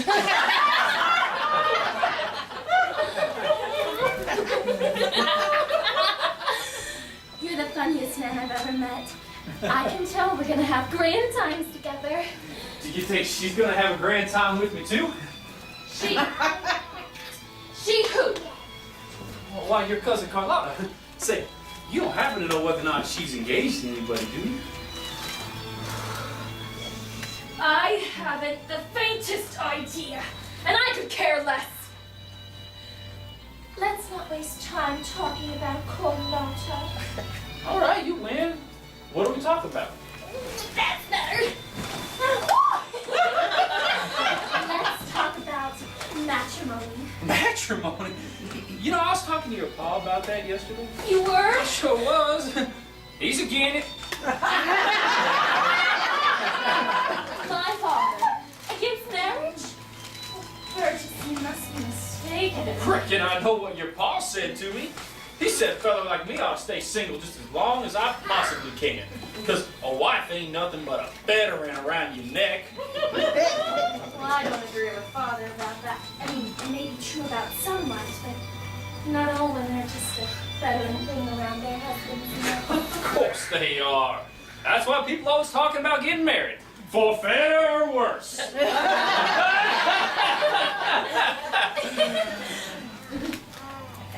So what time should we go riding this evening, Burgess? This gal is dumb. She needs the house and lot to fall on top of her. Listen, I said I wasn't going riding with you this evening, and I meant it. Oh. Then you don't want for me to arrange with father to get you the night off? Well, you go right ahead and do that. That'd be fine. But Burgess, if you don't wish to go riding with me, why do you want the night off? Well, so's I can take Carlotta into town and buy her ice cream soda. You expect me to get the night off so you can take that her out? You must be out of your mind, Burgess. Oh, I ain't that far gone. But I will admit that I have a mighty fine case on Miss Carlotta. I'll get even with you for treating me this way, Lynn, to him. Mark my words. I'll get even for treating me this way. No. No.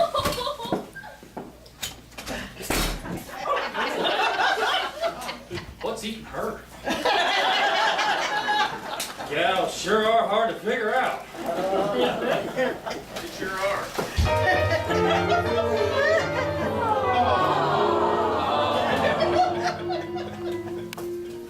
Oh, hello there. Isn't this a gorgeous day? It sure is. Where have you been? I've just been out walking around in the garden, talking to the birds, the bees, and the flowers. I just adore communing with nature. Well, I'll bet nature sure does enjoy having you do it, too. You look more lovely than ever this evening. That is a mighty becoming dress you're wearing there. Oh, this dress is something I just threw together. Threw together? Well, all I can say is it certainly landed in a neat pile. How do you like your new position here? Oh, I like it just fine. My, you smell nice. Do you really think so? I sure do. Oh, that odor you smell is just a little summer scent I always Summer use. scent, huh? I get the smell of an odor coming from you too. What is it? Oh, it's just some perfume I get on me when I work out around them horses. Frank,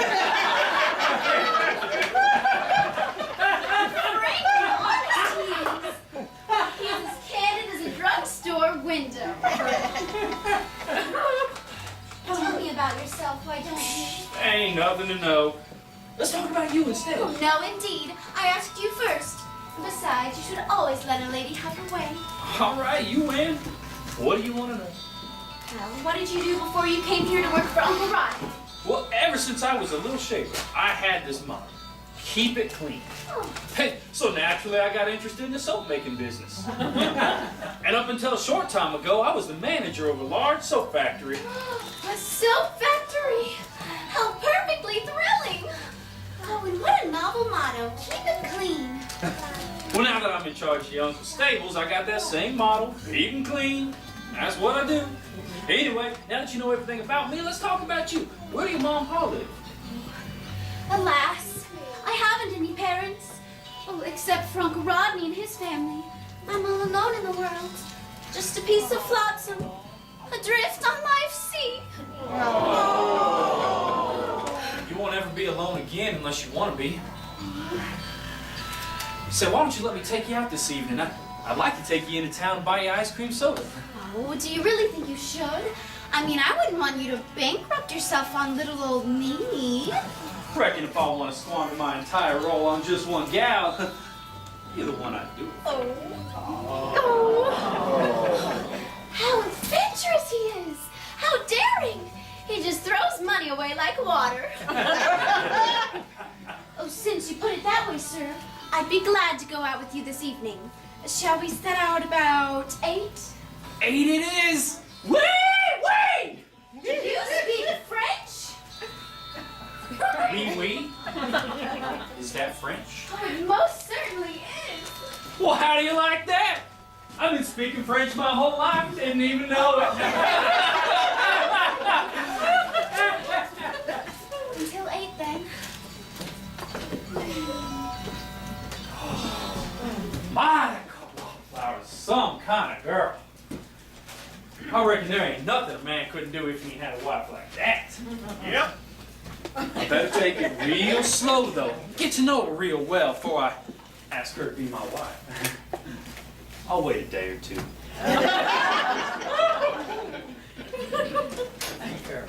Glad to have my boy. How are we getting along? I hope everything's satisfactory. Fine, sir, just fine. In fact, the way I see things, I'm making plans to settle down here. Fine, nothing can please me better. You sure know how to handle your horses. I reckon I come by that sort of natural, you know. My pa used to own him a string of horses. Oh, he did? Well, what happened? String broke.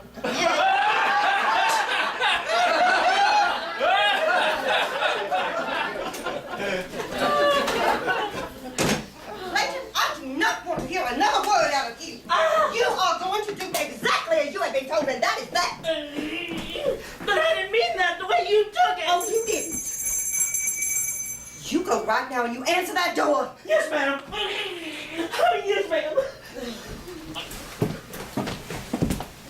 What have you there, Dorothea? It's a pie cooked baked. She said you wanted to take it to a sick friend. Oh, yes. Cook baked that pie for me to take to Lily Marlin, who is ill. Just leave it there on the table. I'll put it in a box later after it's cool. Hiss! I hear footsteps approaching on horseback. I wonder if it's that charming Mr. Carstairs.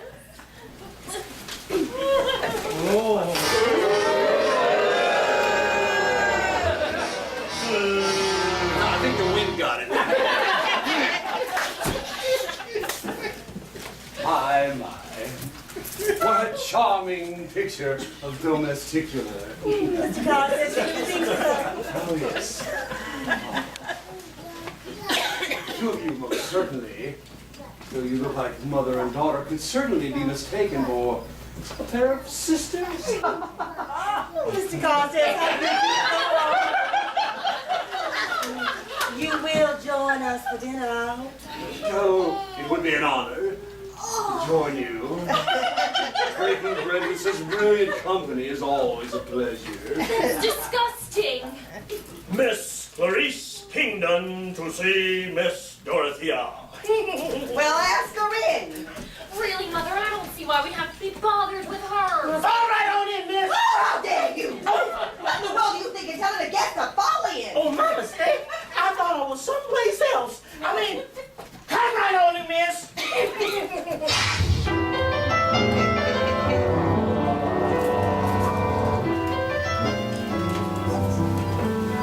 Oh, I'm so glad to see you're home, Dorothea. Are you doing anything this evening? Yes, I'm afraid I'm occupied for the evening. I'm so sorry, Clarice. Oh, what a pity.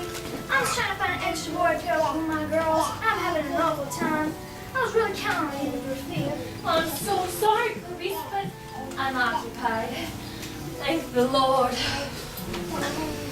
Miss Ramsgate, have you heard anything about Marie? Your missing maid that has so mysteriously disappeared. Well, no, not a word.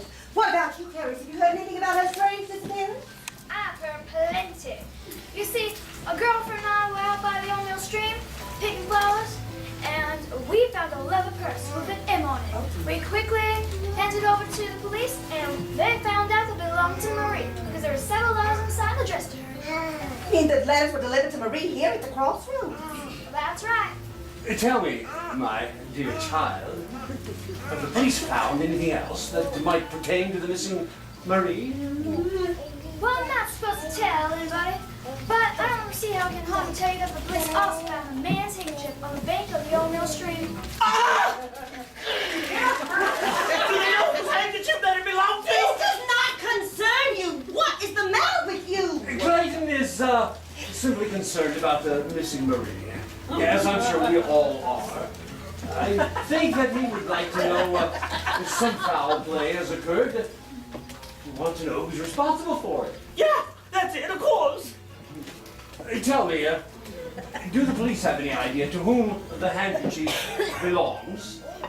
Well, they're still figuring it out, but I think this handkerchief will lead to more clues. Well, that's wonderful. Hopefully they can find out what happened to poor Marie. Poor Marie.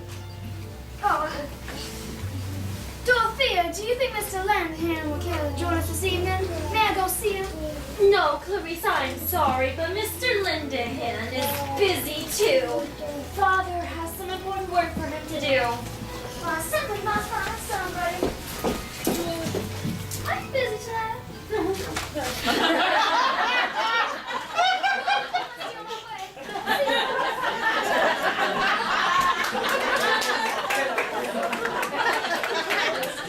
Dorothea, what did you tell Clarice that you had an engagement this evening when you haven't any at all? Mother, don't you think I'm old enough to know what I have and haven't? For goodness sakes, I wish you would spend less time worrying on my affairs and more time worrying about yourself. Well, is that any way for a daughter to talk to her mother? Children certainly can be difficult these days. Yes, I should say so. You're very lucky you don't have any children of your own to worry about, Mr. Carstairs. Now, if you will... Excuse me. I believe I will go upstairs and have a few words with Dorothea. Yes, yes, madam. By all means, don't let me detain you.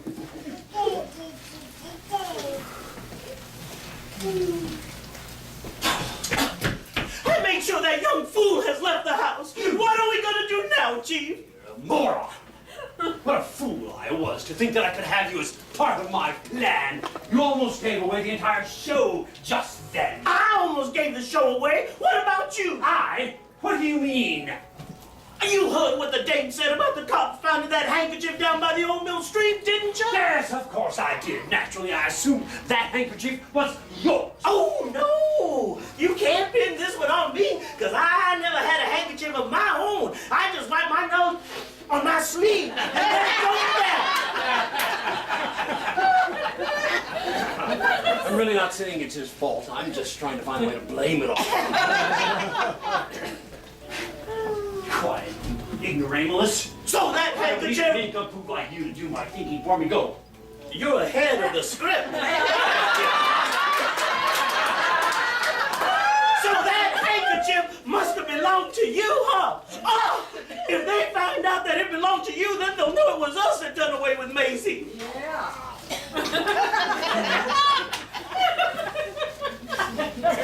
I don't need an ignoramus like you to do my thinking for me. But if you don't take this Carlotta dame out of here right now, Chief, both you and the dame might land in jail. You better freeze on out of here. Bite your tongue. I'm really worried about Carlotta. She can take care of herself. We're here to palm her off on Rodney Rand's face anyway as his niece. Once I get my hands on that fortune, I'll be out of here. Yes. And if the cops find out that it was us that done away with Maisie? Then you will take full responsibility for that job. Yes. And once I gain possession of the money, I'll find a way to spring you out of jail, and we can make our giveaway. Oh, I sure gotta hand it to you, Chief. You sure are a cool one. By golly, I gotta tell you, this is not the first time that I found myself in a tight corner from which I've had to fight my way out. I've done it before, and I'll do it again. Not this time, Mr. Carstairs.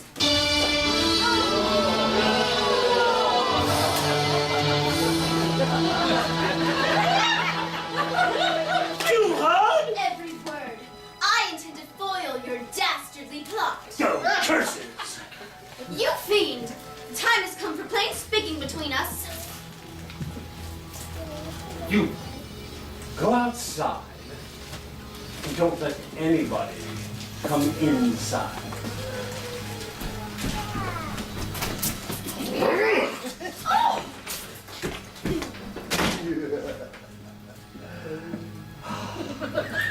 My dear Carl, you mustn't be all upset. I can assure you that there must be some mistake. Yes, there's been a mistake. And I made it when I put all of my trust in you. Now you've betrayed that trust, and I see you for what you really are. A cur whose soul is as black as the ace of spades. Be careful how you talk to me, dear lady. Remember, you are still in my power. Oh, you mean I was in your power. But not now. The scales have fallen from my eyes thanks to what I just overheard. You deliberately concocted an elaborate tale, which was without foundation in order to lure me here to get me to do your bidding. Rodney Ramsgate is an ill and never has been. What do you care about Ramsay Rodgate, huh? Fortunately for you, he still believes you're his legitimate niece. Once I take possession of that fortune, then you and I can flee from here. And we can spend the rest of our lives in total luxury. How does that appeal to you? Well, you're just jealous because you're not coming with me. With the snake than with you cur. Marriage to you would mean a fate worse than death. God, that winter spirit! I must do everything I can to get her to see things my way. You've got a little stuff here.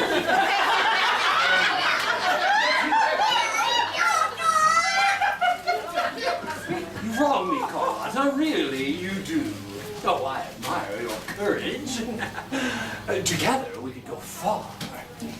Why don't we join forces and seal this little bargain with a kiss? Oh, stay where you are, villain. Advance one step further at your peril.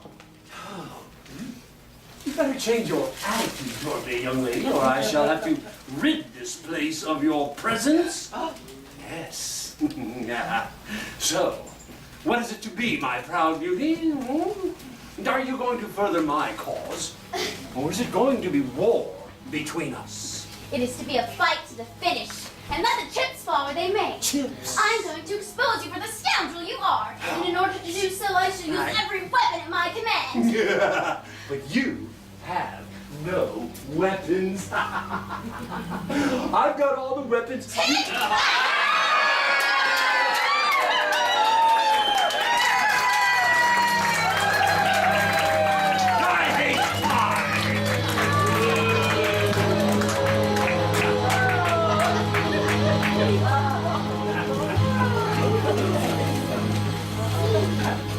Somebody said the maid needed to come out and clean up a pie, but I was murdered. I never seen a ghost clean up a pie, so come over here and clean this mess up, will you?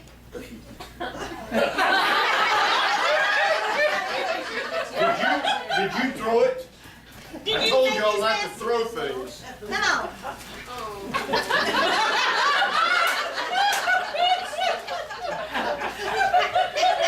Does he clean up his room at home? All right, get out of here.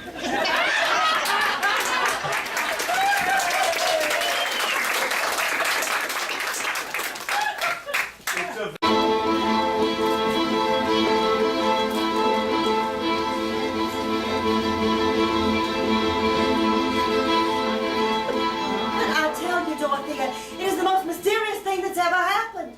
One minute that lemon meringue pie was right there on the table, and the next minute it was gone. Mother, can't you talk about anything but that missing pie? I've never known you to be so upset. Well, of course I'm upset. Cook baked that perfectly lovely lemon meringue pie for me to take to Lily Marlin, who is ill. Look, all I know about that pie is that I set it on the table here for it to cool. Yes, I know. I saw you do it. The fact remains, when I came downstairs to put that pie in a box, it was gone. I had to go to the bakery and buy a pie for poor Lily. I bet she didn't even notice the difference. I tell you, Dorothea, things have come to a pretty pass when one cannot even leave a pie on the table in one's own home without it disappearing. Well, one thing's for certain, Mother. The pie didn't just get up and walk away. Someone must have taken it. Exactly. And I'm going to find out who the guilty party is. Mother? Clayton, that's it. It had to be. There's nobody else it could have been. It had to be Clayton. But you don't have any proof it was Clayton. I don't need any proof. That butler has been acting very strange all morning long. I am sure he is the guilty party. Did you remember? Madam. Certainly not. But I do wish to speak to you, Clayton. Tell me, Clayton, what do you know about the lemon meringue pie that was on that table yesterday? Plenty. I don't see anything funny about that, Clayton. No, miss, I don't suppose you do. Clayton, did you eat that pie? No, ma'am, I didn't eat it. Clayton! I would like for you to tell me everything you know about that lemon meringue pie. I don't know anything about that lemon meringue pie. But you might want to ask Mr. Cassius Carstairs what he knows about that pie. Mr. Carstairs, did he eat the pie? No, miss, he didn't eat it. He got it. Got it! Where did he get it? Oh, well, he least expected it. Stop that this instant! Go and answer the door. Very good, madam. Clayton is so exasperating. How in the world could he possibly know that Mr. Carstairs got that pie? Forget the pie, Mother. I have something more important to talk to you about. Well, what is it? It's about that girl that is staying with us, that Carlotta Flower. How much longer is she going to stay with us? I have absolutely no idea. You will have to speak to your father about that. I did, but he's so enamored with that girl. He refuses to give me a civil answer. Dorothea, please. Carlotta is not in your way. But you are certainly wrong. She is in my way. And the sooner she's gone, the better I'll like it. I don't understand. How is Carlotta interfering with you? She set her cap on Burgess Lindahan. And like a fool, he seems to have fallen for her. Dorothea, Carlotta has absolutely no interest in our stable manager. Oh no. No. And I know that for a fact because yesterday evening, after he convinced her to go for a walk with him, she deliberately broke off their engagement. Well, I know all about that, Mother. Really, I don't see how anyone can be so gullible. Gullible, what are you talking about?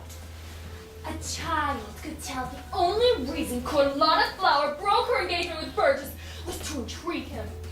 Now Burgess is more determined than ever to court her. I think you are overlooking the most important angle in Mr. Lindahan's interest in Carlotta.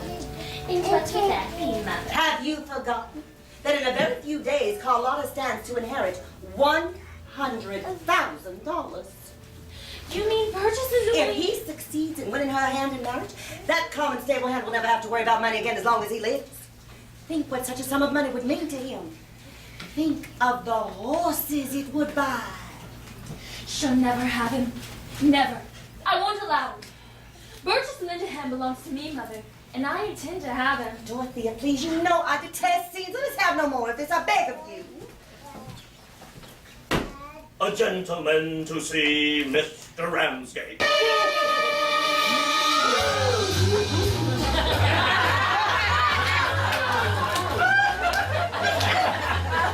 Where is he? Where's Rodney Ramsgate? That will do, Clayton. You may go. My father isn't home at present, sir. What do you want with me? What? I'll ask the questions around here. Reckon you don't even know who I am. Ever hear of Slick Carter? Slick Carter, the famous detective. You are Slick Carter. The same. Right there. Oh. Now, where were you on the evening of January the 21st? Well, I don't know where I was. Besides, what does it matter where I was? Well, search me, but we always start off investigations by asking that question. He's on the track of the missing pie, I just know it. Now, see here, Mr. Carter. Quiet! Do not speak until I tell you to. Now, when did you first notice something wrong was going on here? Yesterday afternoon. Lady, don't kid with me. I want the truth out of you. When did you first notice something wrong was going on here? What I am telling you is the absolute truth. I had no idea anything was wrong until came downstairs to put that pie in a box and it was gone. Pie!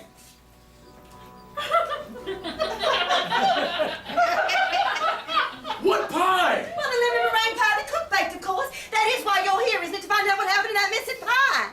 Not you too. Lady, do you think I will waste my time traveling the country looking for missing pies? Well, If you're not here for the pie, Mr. Carter, then why are you here? I'm here to find the person or persons who murdered Memphis Maisie. Who? Memphis Maisie, out of my way! Your missing maid? No. Our maid's name was Marie. Marie. She may have been known to you as Marie, but we knew her as Memphis Maisie, a babe with a criminal record. And what makes you so sure she was murdered, Mr. Carter? If you would be so kind to move, I will explain. You're in my bubble.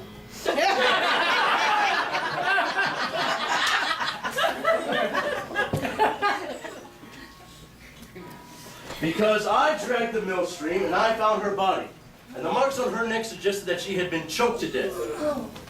And what makes you so sure you can solve this case? Because out of the 1,000 cases that I've worked on, I've successfully found the solution to each one of those 1,000 cases. You solved 1,000 cases. Out of 1,000? That's against the law, Adam. I did it before the law was passed. Mr. Carter, I can assure you, you will have our utmost cooperation. Thank you, but I'm going to have to talk to Mr. Ramsgate before I can get started with this investigation. Be warned, I'm going to be hanging around here a lot more often, and whatever you do will be held against you. Of course.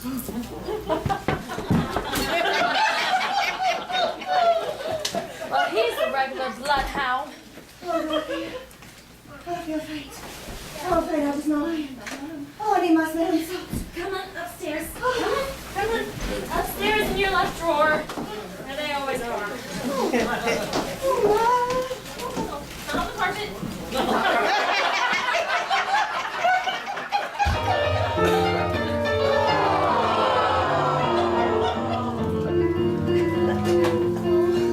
Alas, how much longer must I go on carrying this dreadful burden, knowing that I'm a penniless nobody and pretending to be an heiress?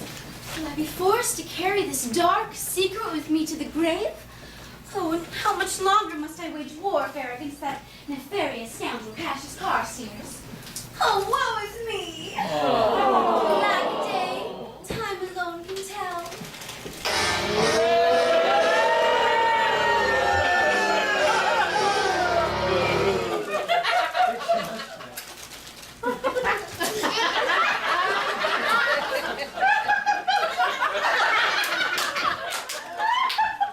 It's the way it grows.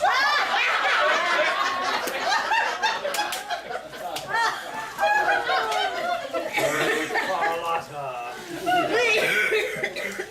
How beautiful she is. How gorgeous she is. How the sight of her beauty just makes me mad. I must try once again to convince her to see things my way. Carlotta! My goodness, how beautiful you're looking this evening. This cool air must agree with you, huh? Save your compliments, sir. I would much rather have your hatred than your admiration. Carlotta, why are you so cool toward me? Haven't I always treated you in a most gentlemanly manner? Was it gentlemanly of you to lie to me in order for you to get me to do your bidding here? Was it the act of a gentleman to involve me in a plot that would enrich you by $100,000 that you have no claim to? A mere bagatelle. Somebody is going to get that money. Why not I? Why not, indeed? Yes. Suppose I were to go to Mr. Ramsgate and tell him the entire truth, that I'm not really his niece, and that I didn't even know the true part I was to play in this gigantic swindle of yours. What then? Yes. Why don't you just do that? See what would happen. Only, you have no story to back up your claim. Whereas, it will be your word against mine. mine, and I think that I'm quite wise enough in the ways of the world to disprove your story. Yes, but suppose he did believe my story. Yes. Yes, suppose he did. Have you forgotten that you have just spent considerable time trying to convince him that you are in fact his legitimate niece? If you go to him now and try to tell him that you're no relation of his, it would be your word against mine. And I would simply say, oh, let's see. She decided to join my little plot so that she could share in the proceeds. Yes. Either way, you would find yourself on the losing end of things once again, because surely Mr. Ramshorn would throw you out of his house immediately, and you, my dear, would once again find yourself adrift on life's seas.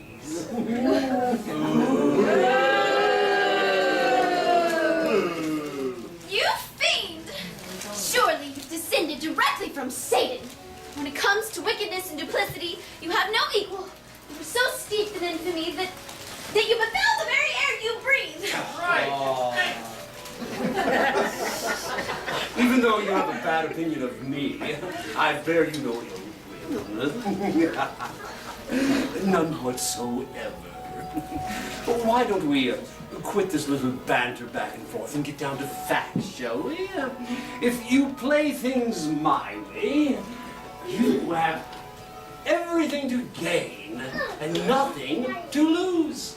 Nothing to lose? Well, what about my self-respect? You seem to forget that come what may, I must go on living with myself. Come, my dear. I have a better idea. You can live with me. I swear that I shall do everything I can to make you happy. Coming from a cur like you, such a proposal is an insult and a degradation. Do. I love it when you look at me that way.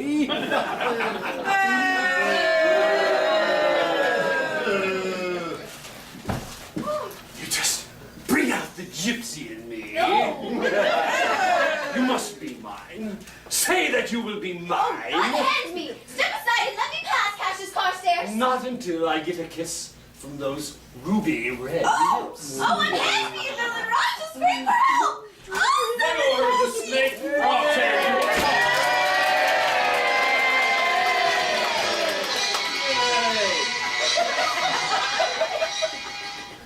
Oh, Virtus!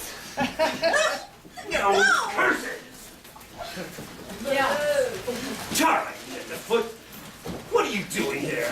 Why aren't you back in your stable, cleaning up? All right, clean all the rats out of the stable. Now it's time I did the same in here. Now, see here, Lindoneer, you and I have no argument. Besides, Mr. Ramsco wouldn't like it. Could I suggest you return to your stable and finish your work? When I want advice from a skunk, I'll come and talk to you. Until then, I suggest you keep your trap shut. You all right, Miss Carlotta? Of course she's all right. You misunderstand the situation entirely. There is absolutely no disagreement between Miss Carlotta and I. Telling you to take your filthy hands off of her just now when I walked in here? Oh, that. Yeah, that. I'll admit, I became a trifle too ardent in my proposal to Carlotta, but that's all that it was. How about it, Carlotta? Is this guy telling the truth? Cassius Carstairs couldn't tell the truth if his very life depended on it. He was annoying you, just like I thought he was. This is none of your business, you ignoramus. I am Hands off. making it my business, see? Now let's get this straight. If I ever catch you annoying Miss Carlotta again, I'll chop you up into tiny chunks, and everybody here's gonna go home with a souvenir.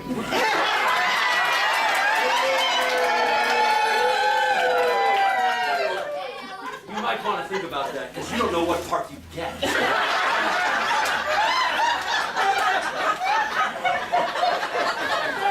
You're making a great mistake.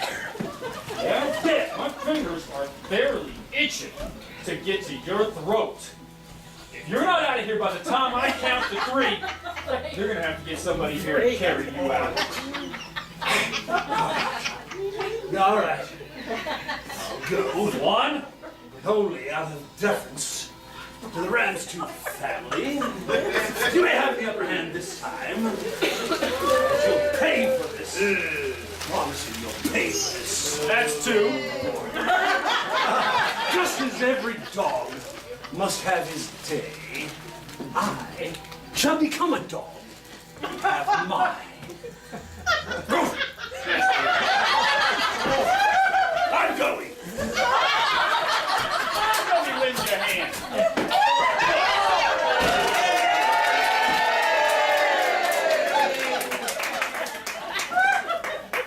Oh, Burgess, this is all my fault. Cassius Carstairs will never rest until he's had his revenge on me. Don't soil your pretty lips by mentioning that skunk's name. He can't do me any harm. Oh, but you don't know him. He's absolutely ruthless. I can handle him. Carlotta, what did I do to make you mad? Why wouldn't you come out with me last night like you said you would? How clean he is. As clean as the soap he used to work among. Please, let's not go into that. If you want my advice, you'll forget that you ever knew me. Carlotta, don't you realize you might just as well ask me to forget that I was ever born? Well, it would be easier for me to forget to feed the horses than it would be for me to stop thinking about you, Carlotta Gap. Oh, if only I could reveal my true identity to him. Oh, but alas, that is not to be. I must leave you now. I cannot tarry any longer. Carlotta, listen to me. Marry me. Let me take you away from all of this. Oh, no, it is too late for that. Well, let me take all of this away from you. I must get away from him before he suspects that I'm sorely troubled. You do not realize what you're asking, my friend. I'm not for you. I'm not for any man. Try and forget me. It is the only way.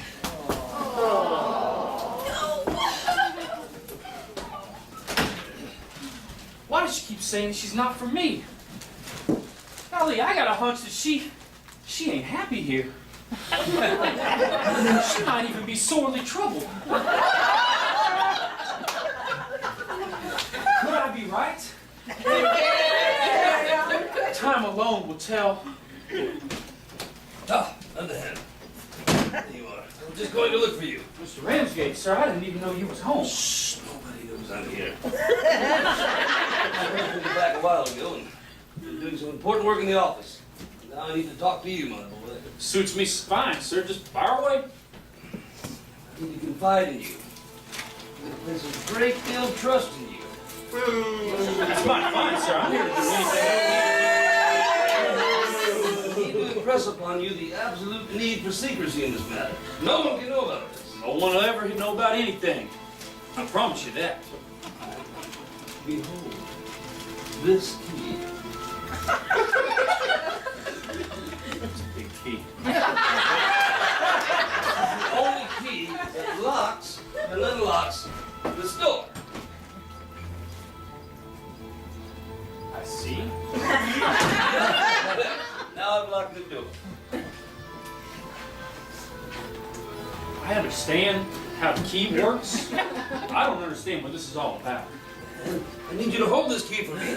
Guard it with your life if need be. With my life. If need be. Now I get it. There's something valuable in that room that you don't want nobody to get their hands on. Shazam! Man, this key's important, ain't it? It's very important. All right, Mr. Ramsgate. Well, nobody get this key from me unless it's over my dead body. I promise you that. Excellent. I feel so much better knowing this key is safe in your hands. Sir. Well, now that we got that settled, sir, I'm going to get back to my work. Do so by all means. I'll look you up later, underhand.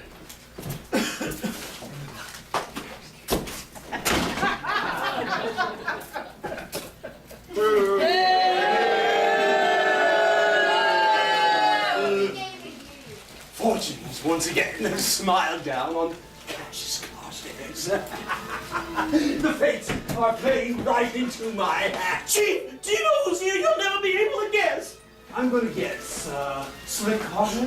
How did you know that? I make it my business to know everything that goes on around here. Well, ain't you afraid this Slick Carter guy might get wise to us? Have I got to worry about Slick Carter? As detectives go, he's a mere novice. Huh? He made his entire reputation based solely on his ego. I can barely stand a person that bases their career on their ego. Someone who is full of braggadocio. Can't stand him. But I intend to beat Slick Carter at his own game. Yeah, how do you plan to do that, Chief? Do you see this? Of course I see it. What's it for? This is a master key. It can unlock any door in this house. Ooh, where'd you get it, Chief? When we first arrived, I made an impression. And I built this key on that impression. Does it really work? Why don't we go see?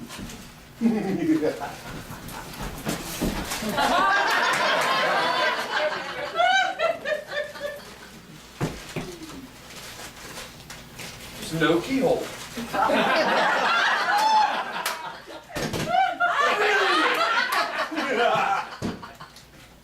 Eureka!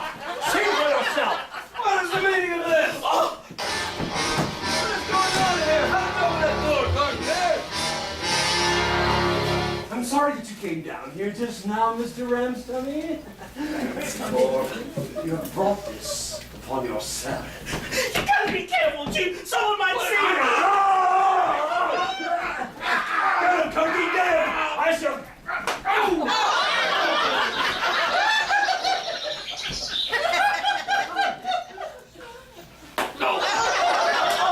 Golly, Chief, he's dead. You really didn't mean to kill him, did you? Of course I did. What's one more murder, more or less? It's all in a day's work. Now come on, help me get rid of the body.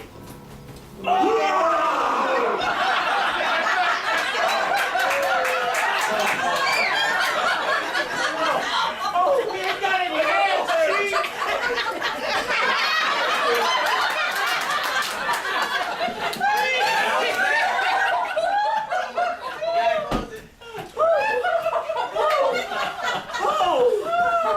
What are we gonna do now, Chief? Now, I'm going to spring my plan into action. What am I supposed to do, Chief? You're supposed to keep your mouth closed and just agree with everything that I say. Oh, Ramsgate's death is sure is gonna kick up an awful fuss. Will you be quiet? The less you say, the better off we are. Mr. Carstairs, what's all this ruckus? What is it, Miss What's going Carstairs? on? What's going on? Who's making all the noise in here? That's my door. This is my bubble. And this is Cassius Carstairs, one of our closest friends. Carstairs, huh? Yes. This is Mrs. Slick Carter, famous detective. Oh, well, a badge, everything. Are you wearing a protective cuff as well? What you see is what you get. So happy to meet you. I never thought that I would be able to meet such a personage as you. What's been going on in here? Well, I hate to be the bearer of bad news, but I'm afraid that Mr. Ramsthrope has met with foul play. Rodney, what's happened to him? Well, a short time ago, I overheard him in an argument with what is that young fellow from the Oh, state? Curtis Lindahan. Booker's Lindahan, yes. They were in here arguing, and I overheard Booker's tell Mr. Ramshair that he intended to propose a marriage to that girl, Carlotta. Yes. But Mr. Ramshaw, he objected strenuously. Now, where did you say all this took place again? Oh, right here in this room, just a few minutes ago.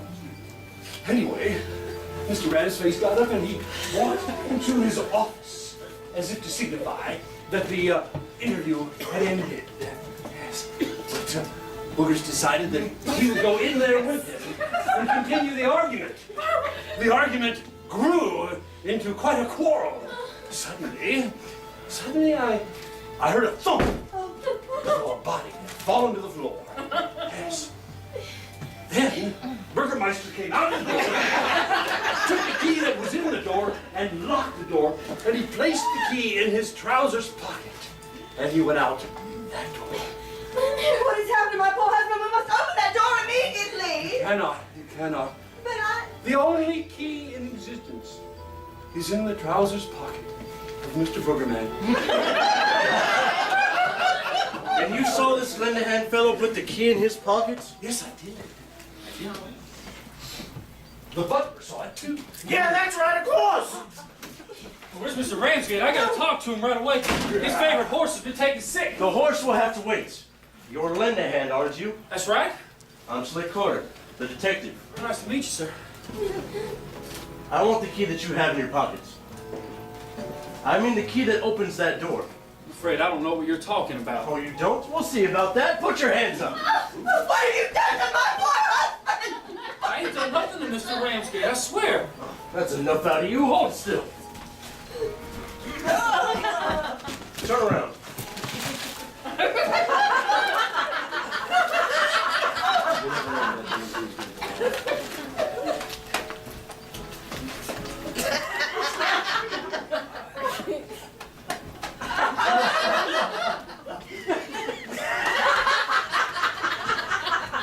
Wait a minute. Aha! Didn't know what I was talking about? Not much he didn't. Burgess, how did you come by that key? Explain! I'm in charge here. You, take this key and open that door and tell me what you find.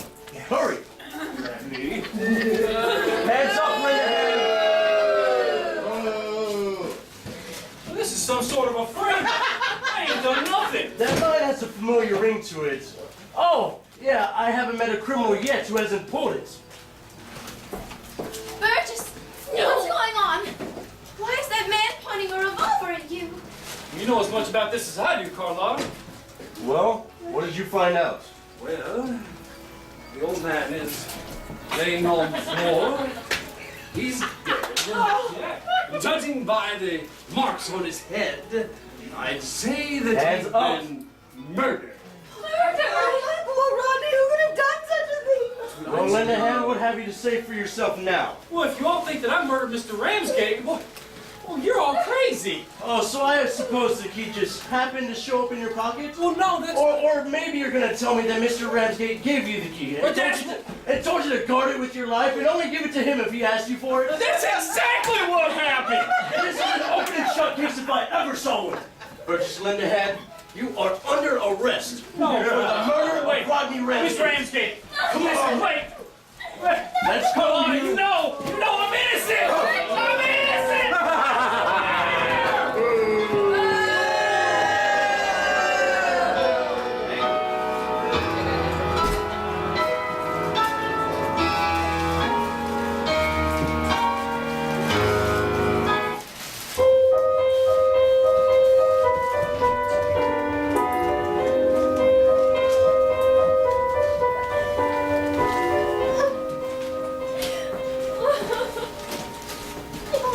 What's the matter, Dorothea? Aren't you feeling any better?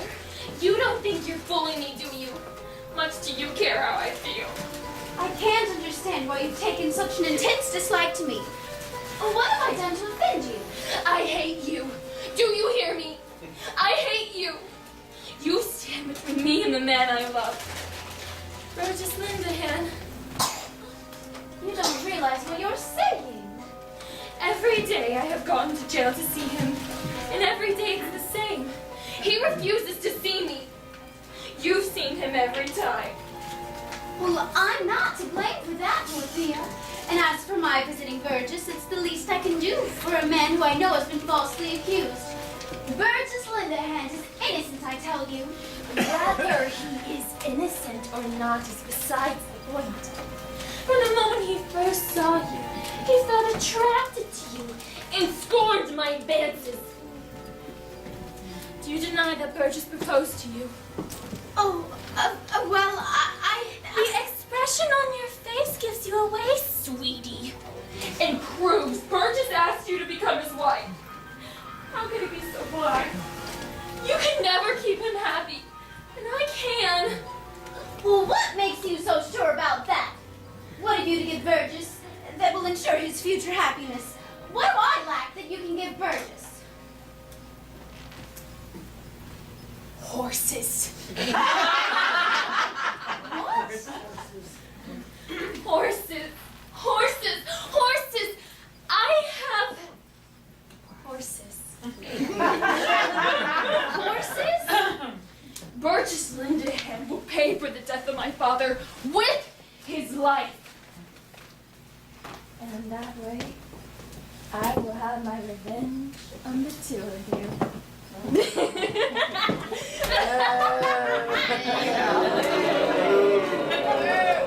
She scares me. Oh, how unhappy this house has become now. Listen, I hear voices everywhere telling me to leave, but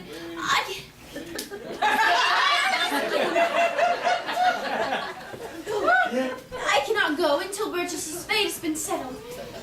What if that Cassius Carstairs? Oh, what villainy is he brewing now? Oh, time alone can tell.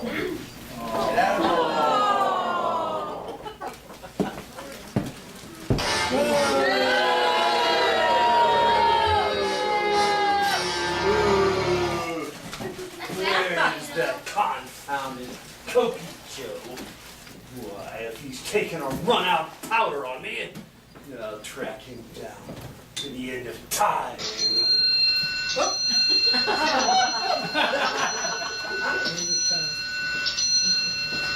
Anybody counting these? 12 o'clock midnight. I must act fast. I'm running out of time. And tonight, I play my trump hand. Ooh. Oh, Mr. Carstairs, I didn't realize you were here. Miss Brandon, nice to see you. How are you feeling? I haven't had a peaceful moment since my Rodney was taken from me. You can bet he's had a peaceful moment now, though. He doesn't have to listen to her praying all the time. I mean,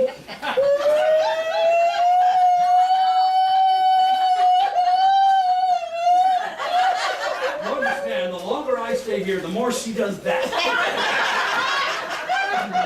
You still come through instead.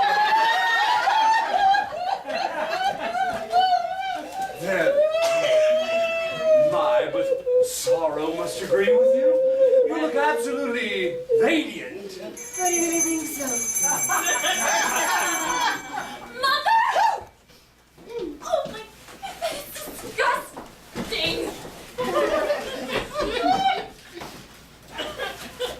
Dear lady, where is Clayton? It's Clayton's evening off. Oh. Do you know where he may have gone? I have no idea. And I didn't ask. I have no interest in my butler's comings and goings. No, of course not. Hello. Mother, it's Ginny Lynn, Father's secretary.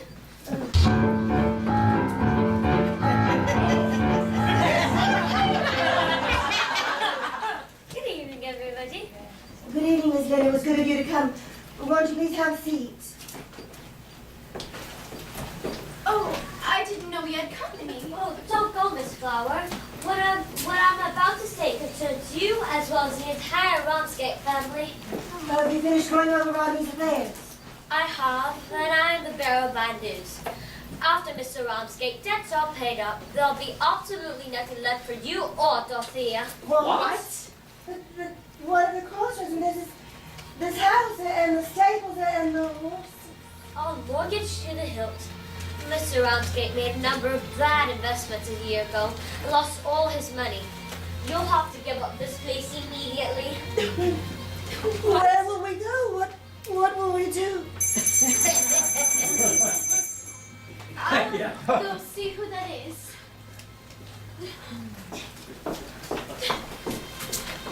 What about the horses?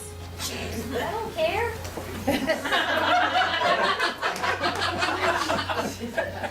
Mother. Oh, I can't believe this is happening to me at my time of life.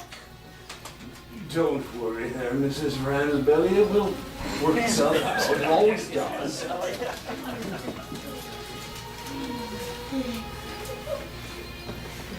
It's a lady to see you, Miss Ramsgate. Mrs. Ramsgate. I don't believe you remember me, do you? Your face is very familiar, but I'm sorry, I'm afraid I can't remember. I'm Ada Cornell. I was your nurse when you had your baby. Oh, yes, that's right. Yes, you nursed me when Dorothea was born. Would you please have a seat? Oh, thank you. Oh, I'm not as young as I used to be, and that trip was so tiresome and long.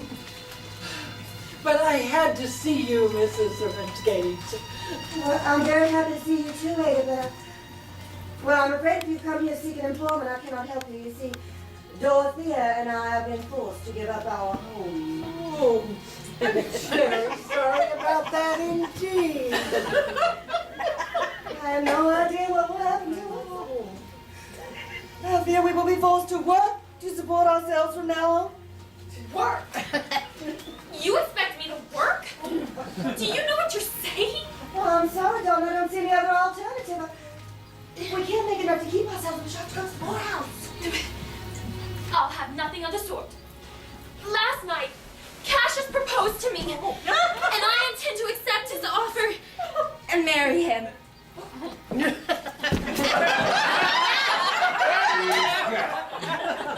A fine kettle of fish.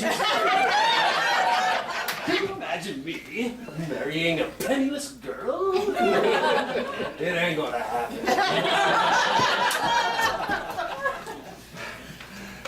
Tut, Dorothea.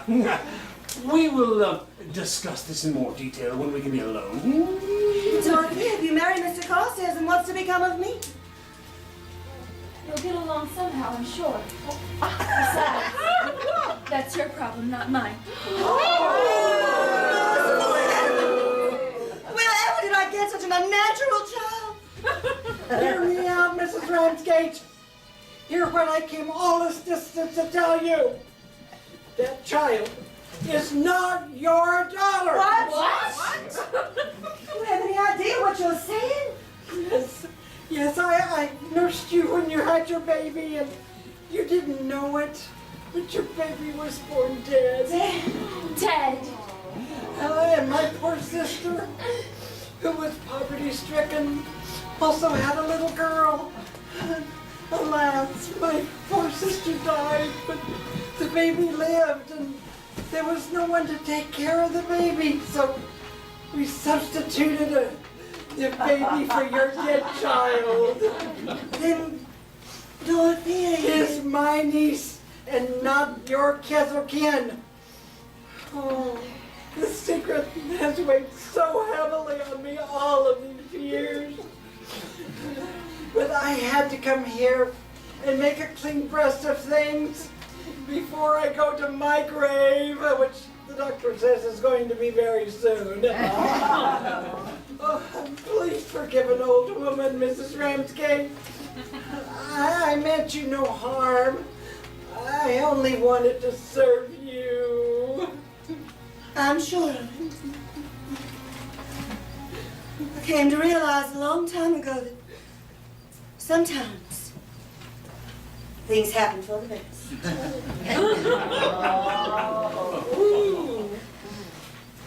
Well, Cassius, where do you stand? Do you still wish to marry me? Well, seeing as you are not really Dorothea Ramstag, I think that rather complicates things for me. I shall need a little more serious thought about this proposal. Which is your way of saying the marriage is off?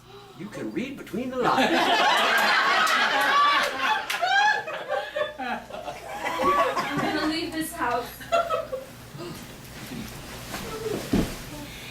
And I'm never gonna return. Come on, Aunt Tina. We can go together. Dorothy, I didn't want this to happen. I'm so sorry.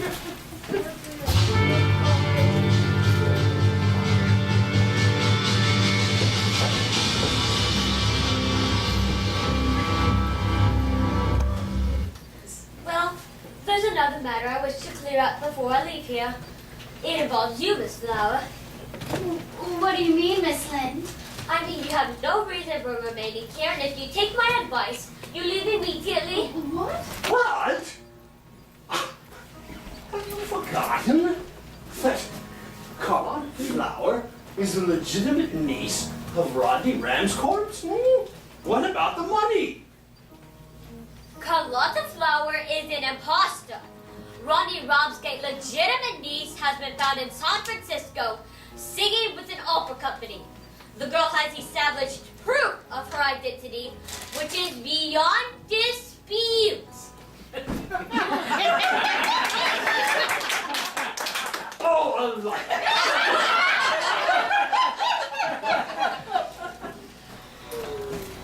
Carlotta Flower is the legitimate niece of Mr. Roadkill, and she is the daughter of her mother. She deserves the inheritance. I am not Mr. Ramsgate's niece. Therefore, I have no claim to any inheritance. This fiend took advantage of the fact that I was alone and penniless in order to get me to do his bidding. He conceived the plot to palm me off as Mr. Ramsgate's niece. Oh, some story, that is. You hired me as your attorney, and you swore to me that you were the legitimate heir to the fortune. If I were a man, I would force that cowardly lie down your throat, Cassius Carstairs. Yeah, so would he. But he I'll can't. handle this snake from now on.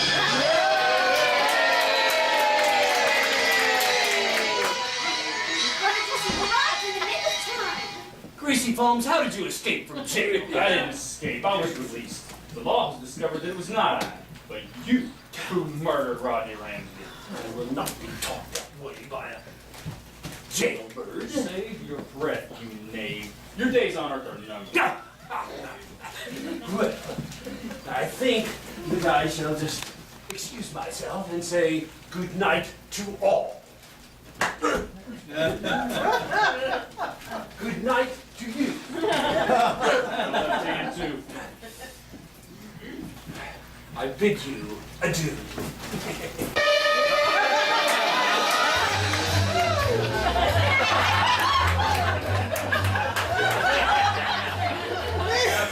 My friend, you don't think we would let you leave here without an escort? What is the meaning of this? I demand an explanation. Oh, you'll get an explanation, all right, but I don't think it'll do you much good.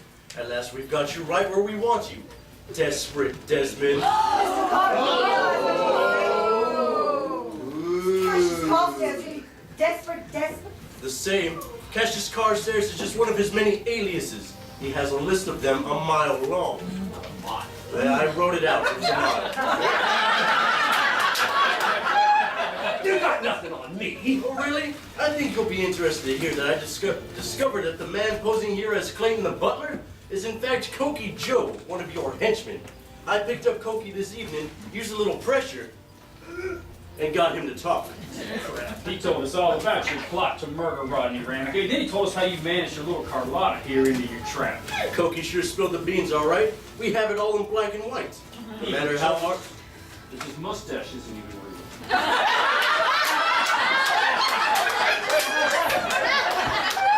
matter how hard you try, you'll never be able to beat this rap, Desperate Desmond.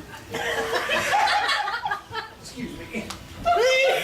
Look, buddy, I played my last card. I'm down to my... just a little bit. Thank you.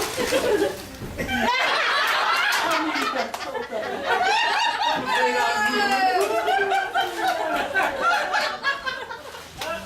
All right.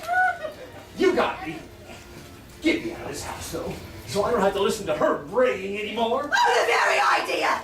I knew that man was a criminal the minute I first laid eyes on him! Come along, you! You'll be soon at work making little ones out of big ones.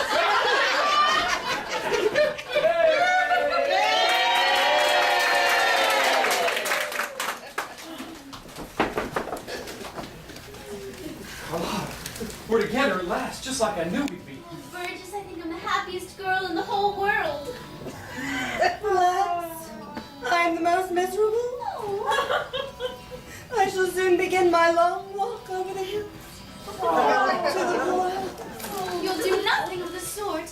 Burgess and I will take care Sure we will. Carlotta and I are going to get married right away. We're going to get a farm and raise things, and you're welcome to come and stay with us. All I can say is, bless you, my children. And I'm going to learn how to cook. And Burgess will help me with the washing, won't you? Of course I will. I'll even deliver it for you.